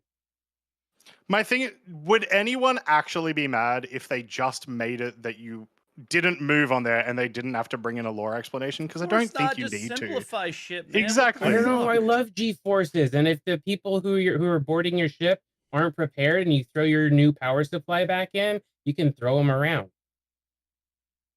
Yeah, but I don't know. It feels like a lot of work for something that just needs to be. I need to be able to use the engineering terminal and it not be the worst experience of my life. Yeah. Yeah. Yeah. And then if I can have like 20 seconds for a non-engineering thing. Go. Okay, so I made a Spectrum thread, and I thought it was really funny because Mike says this all the time, and I agree with it. CIG does have a communication problem. I made a thread pointing it out and saying, hey, what if we had like a focus group where people can volunteer to like read a thing under NDA? You read whatever the news announcement for the week is, or the Spectrum post they haven't put out yet, and say, hey, did you think about this? And people are like, CIG doesn't have a communication problem, and it was great. It's still up there if you guys want to go yell. Oh, I was gonna say, I'm surprised it's not down. No, it's actually still up. It's under concerns. I have like 80 upvotes and stuff. Nice. I don't like the idea of doing focus groups for like patch notes. So it's not a focus group in that like it wouldn't be you and me and everyone in the group talking about it. It would be a giant pool of players who have like been at least somewhat active. You volunteer, they make sure that you're not like some sort of a troll, and then you get a survey in the email if you get drafted out of one of the different it's called groups that you're part of. Evocati. All right. Like that's literally what sure. it is. I mean, you could take Evocati and give it to them. The point is that they aren't doing this. They're not releasing something and saying, hey, here's what we're about to release. You're getting kicked. You're going to be the first one getting kicked today. I didn't understand. Okay, love you guys. Bye. Bye. I didn't understand that he said not engineering. He said not engineering. I assumed he was just going to go back to server meshing. No. I didn't know he was going somewhere else. So I just let it go for a second. I was like, all right, we're done. All good. I don't the think next member of our guy's gonna focus do that, group because he's is a clever bard. Clever Bard, how you doing? Clever Bard. Clever Bard, the mute button is right underneath there, or right next to the video There he's connector. got it. Whoop. There we go. He's clever. Mr. Salt, Mr. Croncy. Yeah, I figured it out. The other guy had to do it too. I've been listening for a long time listener, big time fan. You guys are a huge inspiration. Just want to say that. Hey, we appreciate that. Thanks so much. I have been watching Star Citizen from the beginning. I think about Oh, I'm sorry. an Archimedes. It was one of my first ships. Oh wow. Fourth Okay. time. But anyway, it's been on my radar for so long because I'm a commercial fisherman from Alaska. So we the idea of engineering is hitting me right in the feels, literally. So we have smaller vessels, we have larger vessels, and when you're talking about size 3 components, I can't help but think about the and it's always a problem between Mhm. the fishermen and the people who design the boats, and it's awful because you have to spend $50,000 to rip the engine out, Yeah. Yeah. take up the deck, take the house off, put it back. This is not I just want to say it's not just a CIG problem. Okay. Uh, That's fair. in industrial engineering, it is classic that the artists come first, right? Yeah. I designed the hull. Oh, it's the weight distribution. It's going to move the water this way. And then when you got to replace the engine 10 years later, it's awful. Yeah. In this case, it's not real life. And they can Yeah. change it easily. Well, not Yes. necessarily easily, but easier, I assume, Easier. than that. Yeah. Yeah. Yeah.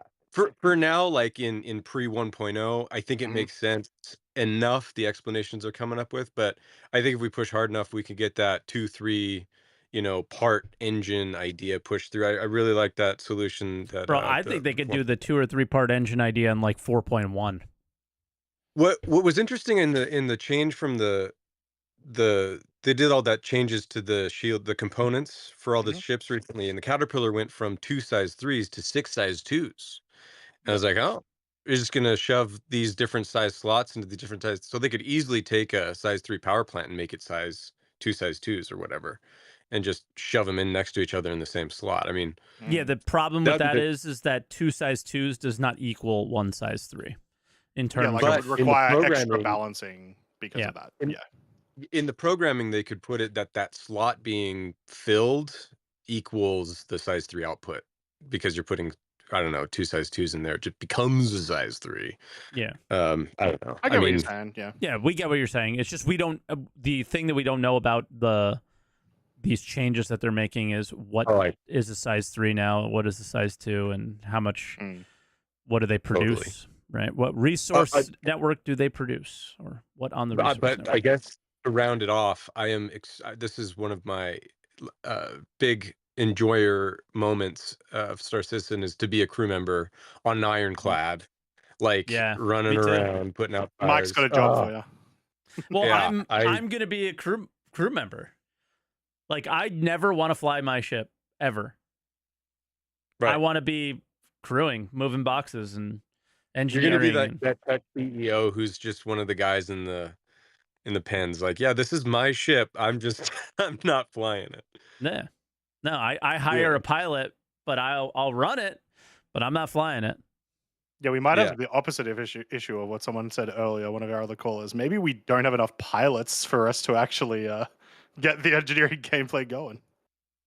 No, it's the other. Well, there's more ships than players, right? I don't know if I would Oh yeah, by trust far. many people to fly a brick that size. Mm-hmm. That's True. gonna take some skill. Um, yeah, I'm super excited for the engineering. The physicalized nature of cargo has been exciting. Um, and what was it, Benoit? No, it was somebody else in the more recent Q&A that said introducing one component at a time is difficult for players because we don't see the larger picture.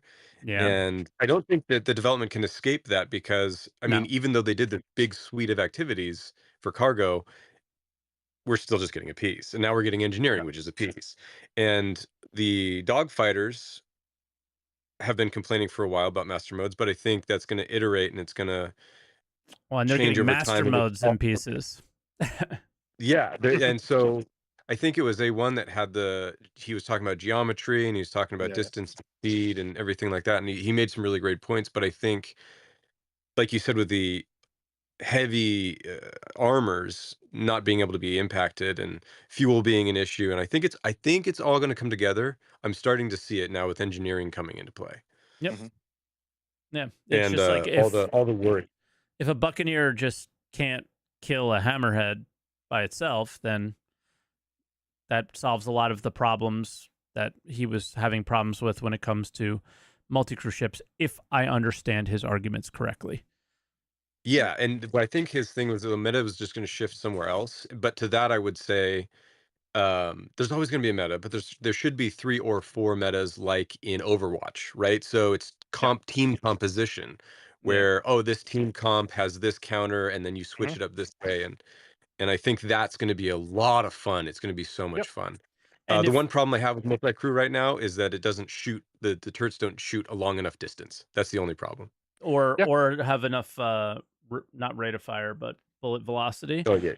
And I just to go on the comp idea, if Master Modes was successful at anything, it showed that could be a thing. I don't think it's doing it successfully now, but you could feel it being possible, especially when I Right, and I don't want to get away from engineering. Yeah. I don't want to get on that. Well, no, it What I wanted is a to say part of was- it because what you Yeah. have on that ship and armor and the engineering side of that plays that role. It's huge, and I don't think the arena commander bros. I don't want to call them bro. I don't want it's not derogatory. Yeah. The The arcade sweats. nature. Yeah. Well, it's arcadey, right? So it's like zombies. You know, COD zombies. Yeah, Basically, yeah. you're picking up skulls and ammos and stuff, and I think. What was I going to say? Master Modes does have a seal. The space flight does have a bit of a ceiling, and I think they can tweak that. They definitely have the wherewithal to do that, and I'm super excited for it. I hope they have a little bit of engineering in Squadron 42 as well. That would be nice. Surely there'll be. It'd be weird if there wasn't. Just with you are a crew member of an Idris, right? Is like one of the big things. So I imagine there'll be some of it there. Yeah, I can't We'll wait see. to overcharge power and just send it all to my turrets, and then we just do crazy. It's going to be so much fun. Anyway, thanks guys for doing what you do. I had to wake up super early to join this, but West Coast. yeah, Yep. but it was a good sacrifice. Thank you for all that you do, and Mike, keep on being salty. Croncy, keep on croncing. I'm a verb now. Yeah. You guys, I don't let the other callers get into it, but just wanted to say thanks for the good content and Yeah. Thank you for being here and hanging out and Yeah. enjoying it. We appreciate it. Oh, yeah. All right. Cheers, Clever Bud. We'll see you Yeah, man. around. Cheers. All right. Next up, Warbotniks. Warbotniks, how you doing? Why can I? There we go. Oh. Hello. Why can't I? You s- can, but you can. I have been unleashed, and I'm going to break the rule for 2 seconds. Congratulations on your Yep. puppy. Oh, thank you. Okay, that's allowed. It's to Mike's benefit. Yeah, but congrats, and I love my puppy when I got it. And now where are the pets? Anyway, moving on. One is engineering and armor and everything. Mhm. Just like the previous guy, really hit me in the feels. I am happy that it's all coming. Mm-hmm. For one, is that this is what I've been waiting for as an element for balancing, for not just combat, for multi-crew as well. Yeah. Because now we actually have a much more like dynamic defensive capability or thing to watch out for that the devs can work with to say, hey, size 1, size 2s, you're going to have some trouble penetrating. And then my mind's flipped to Mech Warrior, where like, okay, because the one thing I did not like when they showed the freelancer armor component, I was like, is that for the entire thing, or is it just one part of the freelancer? I will say, at least That's- in regards to that, I'm sure right now it's probably just the health of the freelancer. Yeah. Yeah. Very Yeah. simplistic. It has this much health. It cannot be repaired without maybe going. It's not like gradually coming back. I don't think we have any like nanites like nanobots that do it or whatever or anything like that for now. So it'll just be a number. No, I think it's fine the way it is for now. It's a tier 0.5. It's not exactly tier 0 anymore. But the one thing I do hope is that they do expand that and then work that into Maelstrom later, because one next is okay. Well, because right now we do have pre-breakable parts on a lot of our ships. Mhm.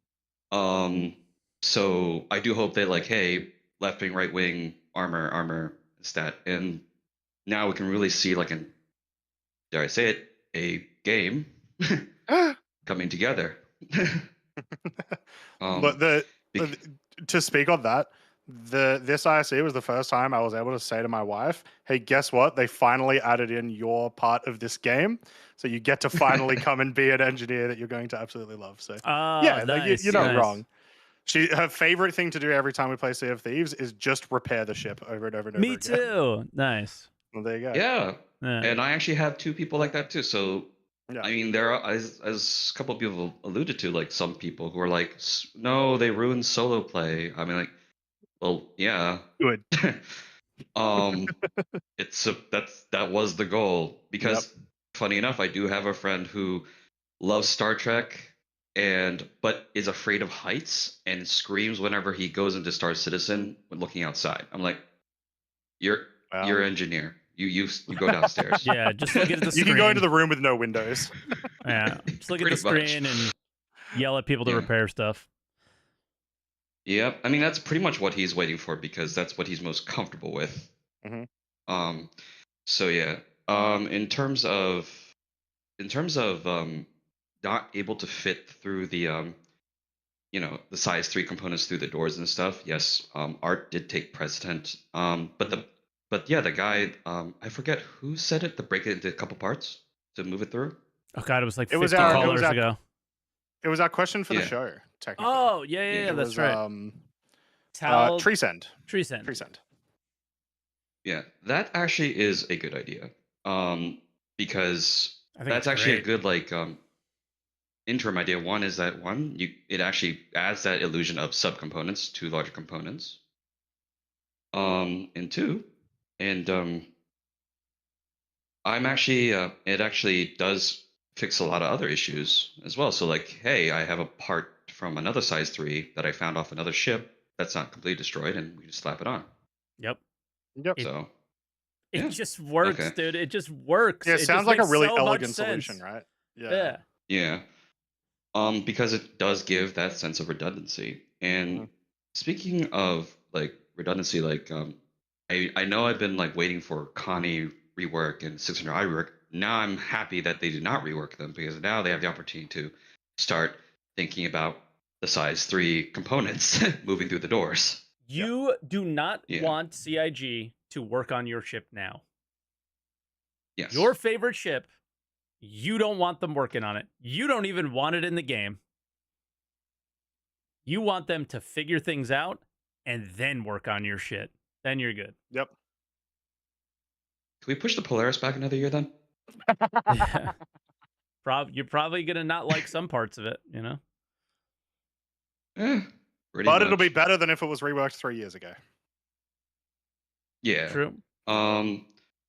Yeah, and then the last thing is that there is actually, and this will be my last thing, is that there is actually there was some forward thinking in somewhere in the art department, because there is actually a level of redundancy when it comes to some of these ships with crewmates. So Mhm. you know how like some ships, the pilot controls the turret guns as well as your own pilot guns, but when you have a second person in, the second person can take care of that.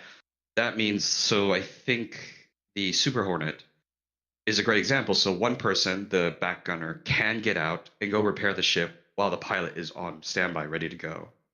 And I think the Redeemer also has that too, with the chin turret.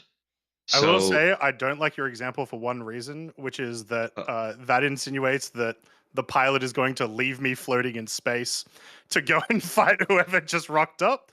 But I do still agree with you. Like the Redeemer, sorry.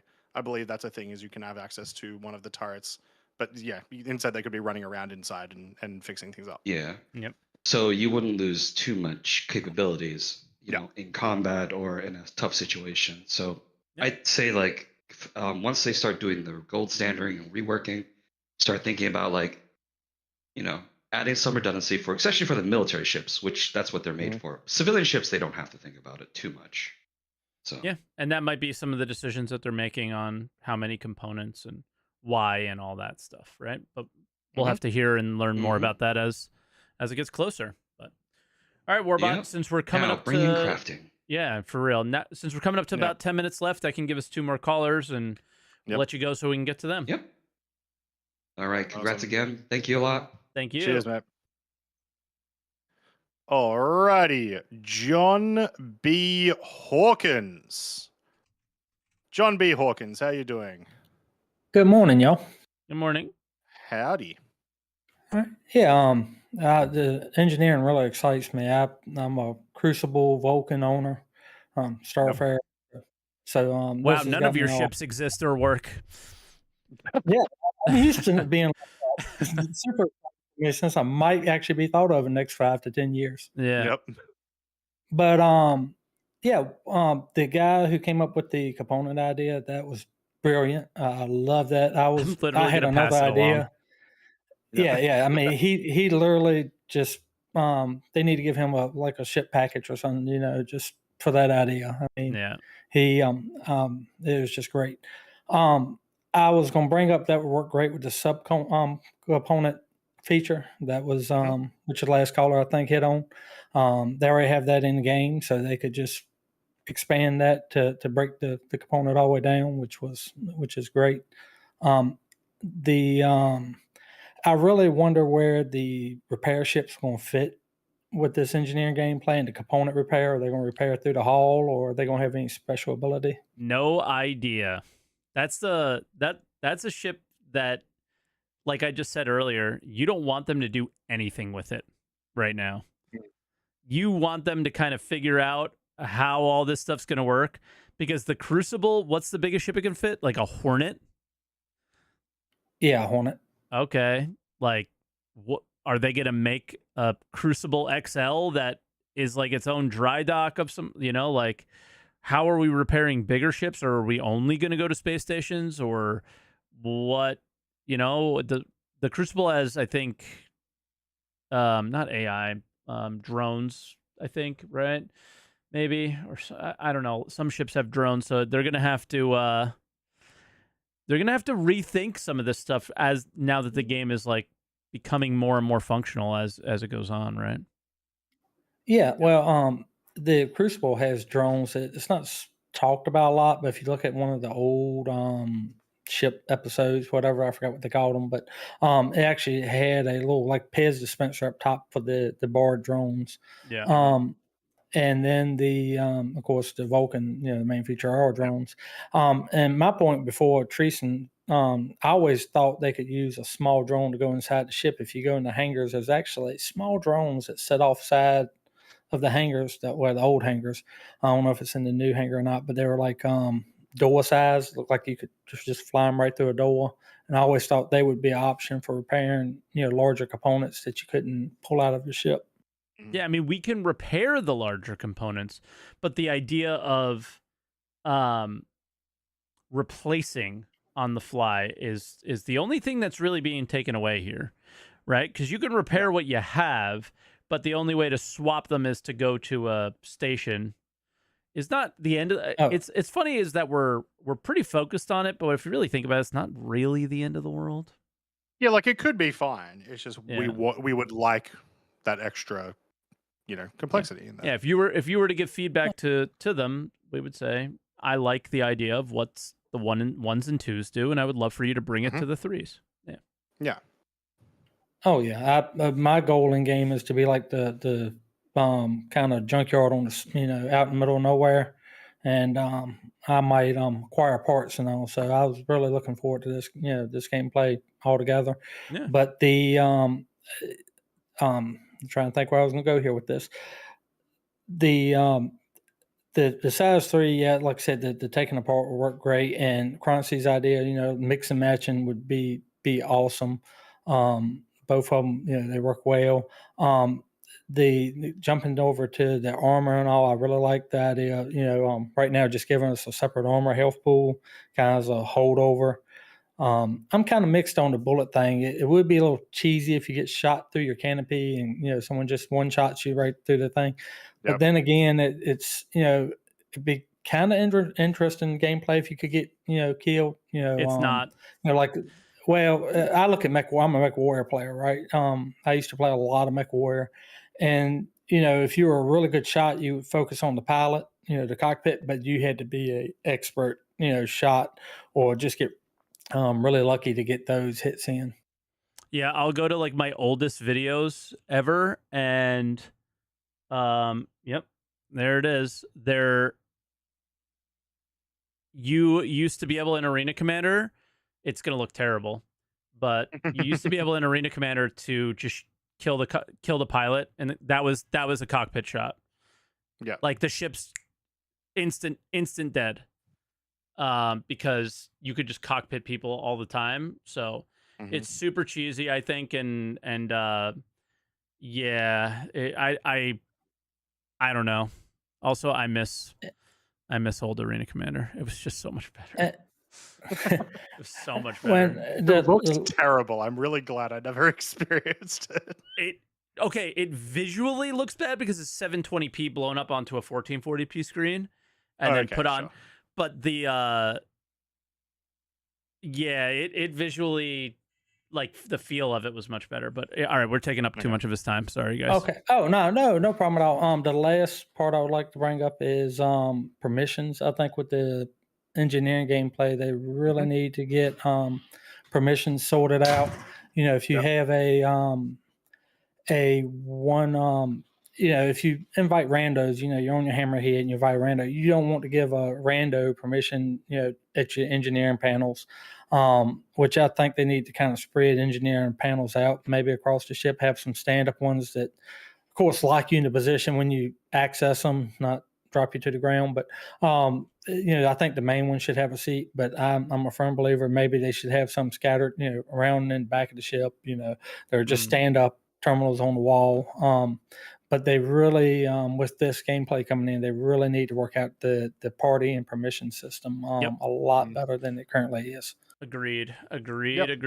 Like, I want to have. I guess they could do a lot of stuff with the MFDs. Like, you just add another MFD that you swipe to, and all the people that are on your ship or in your party, you can just click buttons. Or how they do it with the gun.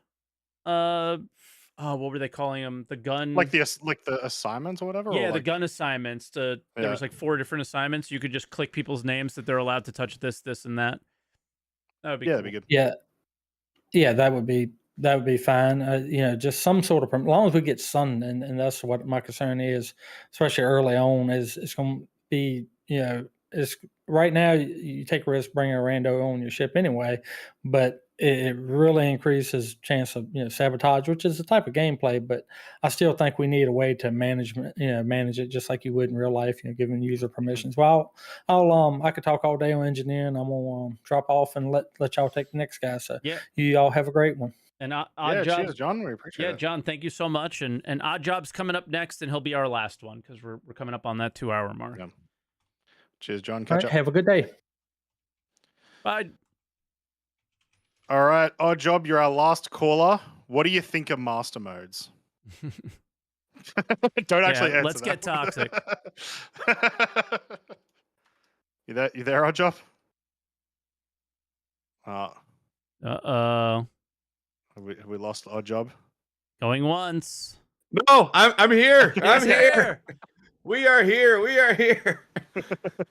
Sorry, I was just thrown for a loop because Croncy was setting me up for a trap there. I don't want to talk about master modes in a live setting. Kidding?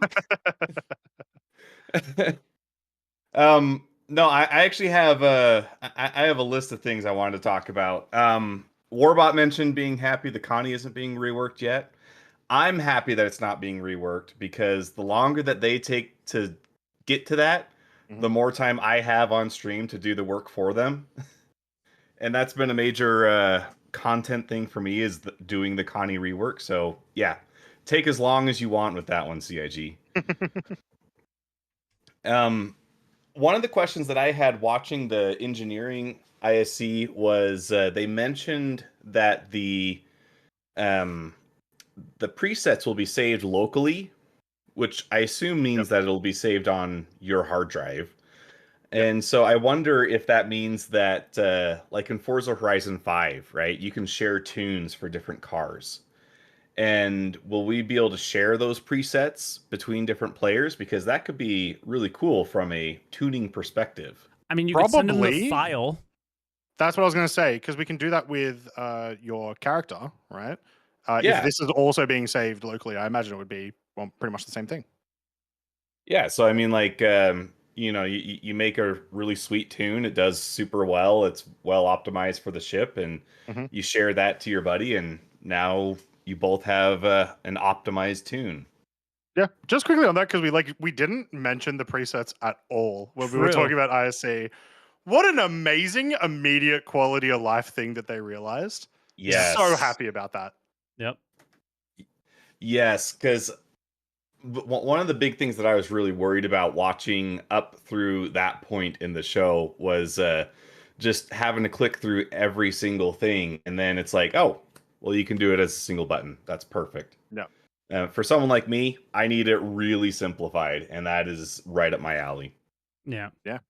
Very good. Yeah, I can't believe we didn't mention that because that was one of the really cool Yeah, it was features. massive. Yeah. And then it's been mentioned several times, so I don't want to spend like a ton of time talking about it. Mhm. But the size 3, I feel like they're really making a misstep, because I feel like the larger your ship gets, the Yep. more diversity of options you should have for being able to do engineering. It feels like this is you're getting penalized for having the largest of ships, and that sounds the Penalized by reverse of what it should fun? be. Yeah, but I mean, like, that's the thing, right? Like, the bigger ship you have, the more options you should have to be able to engage with it.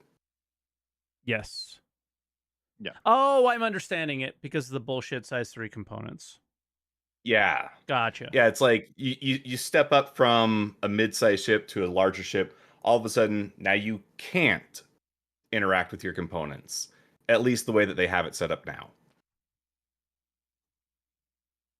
Yeah. That makes sense. I mean, the only thing you're interacting with is it from repairing, and that's it. You just can't take them out.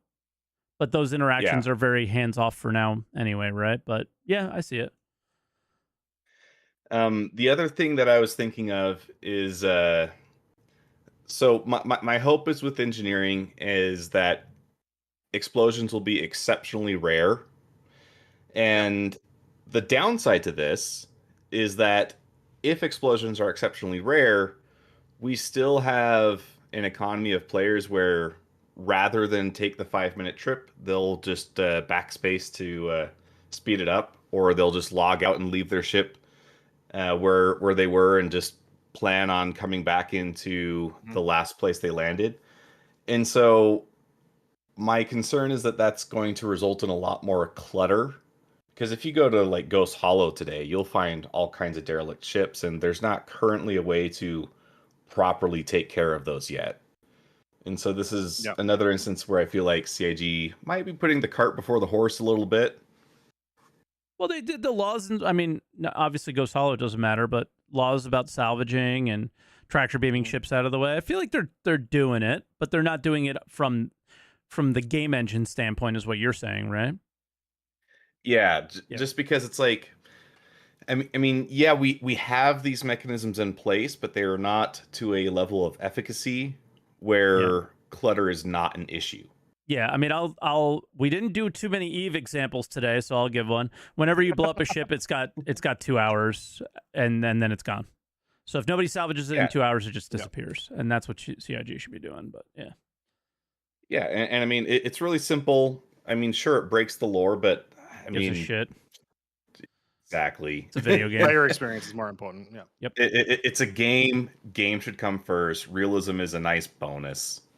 Yep. But what about the coffee cup? Come on. If you leave it there a month later, you'll come back and it'll be there. We talked about that for 5 years, and we still haven't done it. So I don't know. Yeah, that's why we needed the coffee gameplay in the first place. Yeah, that was the game we were building, guys. The coffee cup was so important, and I think it is very nice to see that people are finally realizing how stupid those fucking ideas were for so long, and yeah, how problematic they are, and just make a good game, man. It's not that big of a deal. Mhm. And then if I'm allowed one tangent, and you guys can kick me out as soon as I finish explaining it, I'd be fine with that. If the tangent's good enough, yeah. Yeah. Okay. On UI, they've been showing a lot of the new MFDs, and it looks like a lot of ships are also getting new radar setups. I feel like radar is one thing in particular where they keep trying to reinvent the wheel, and I don't feel like they need to. I posted up a picture in the Answer the Call Discord chat. Most games, you have very simple icons to indicate elevation. But in Star Citizen, we have this line that goes out from your ship and then down to the elevation of the other ship. And you're looking at this forced perspective on the radar. And I mean, at least I am not intelligent enough to figure out what that means fast enough for it to be helpful to me. I feel like they need to just keep it a flat image, make the icons the indicator for elevation, and just keep it real simple. I always thought the flat 2D radars were the better ones than the 3D. Yeah. I don't like the 2D ones. I like the 3D ones a lot more. It makes me feel like I know where I am in space. We're just dumb odd job. That's what it is. Yeah, I guess so. Croncy is Megamind, and we're just still rubbing two sticks together. Yep. I still have not created fire, unfortunately. No. Yeah. But all right, I guess that was a good enough tangent, and we'll let you go, Odd Job, because we're now over 2 hours. But we let the caller right before you go a little too long as well. So figure we appreciate the call. Thank you as always. Thanks for having me on. Yeah, easy, catch you, man. And thank you to everyone else who is waiting and didn't make it in. We apologize, but that was wild, and that was the most callers we ever got on, so that was pretty sick. Yeah, 11 people. So thank you. That was sick. So we got all 11 in from the moment that we saw it. All but 2. Oh, okay, nice. Yeah, it was good, and all the callers really good, and except for Puckilla, of course. But yeah, it was nice. And we didn't have our normal caller who takes up like 20 minutes, so that's why it worked out. We got there, but that was sweet. So I don't know, engineering, really excited to get my hands on, and I think server meshing is looking up for the first time in a while. So it's nice to end a show positively. Yeah, it was a good positive week. Good testing, good videos. And it's unfortunate now that we probably won't see much of anything until CitizenCon. Yeah, I imagine even like roadmap roundup, we might see some stuff. Monthly report, we'll see, but a lot of it's probably going to be really secret. Yeah, and really sort of like hush hush. Yeah. So and what it's going to be probably quiet on their front. We'll save the CitizenCon prediction show for after they release their schedule of what they're going to talk about, and then we can predict what those things are. They did say this week that it would be soon. Sort of alluding to it was going to be this week or something, but we'll figure it out. Okay. Yeah. So we'll do that, and then until then, we'll go on some tangent topics so you guys can have your tangents. Hopefully. All right. So that was that. I actually do not have my phone. I don't know where it is. So this show was very difficult. My audio stuff broke. Everything's broken. So I'm going to take the new gold-plated Manscaped shaver and say, don't forget to answer the call. Answer the call. That is so scuffed. Yep. It is very scuffed, but that's how we're doing it. So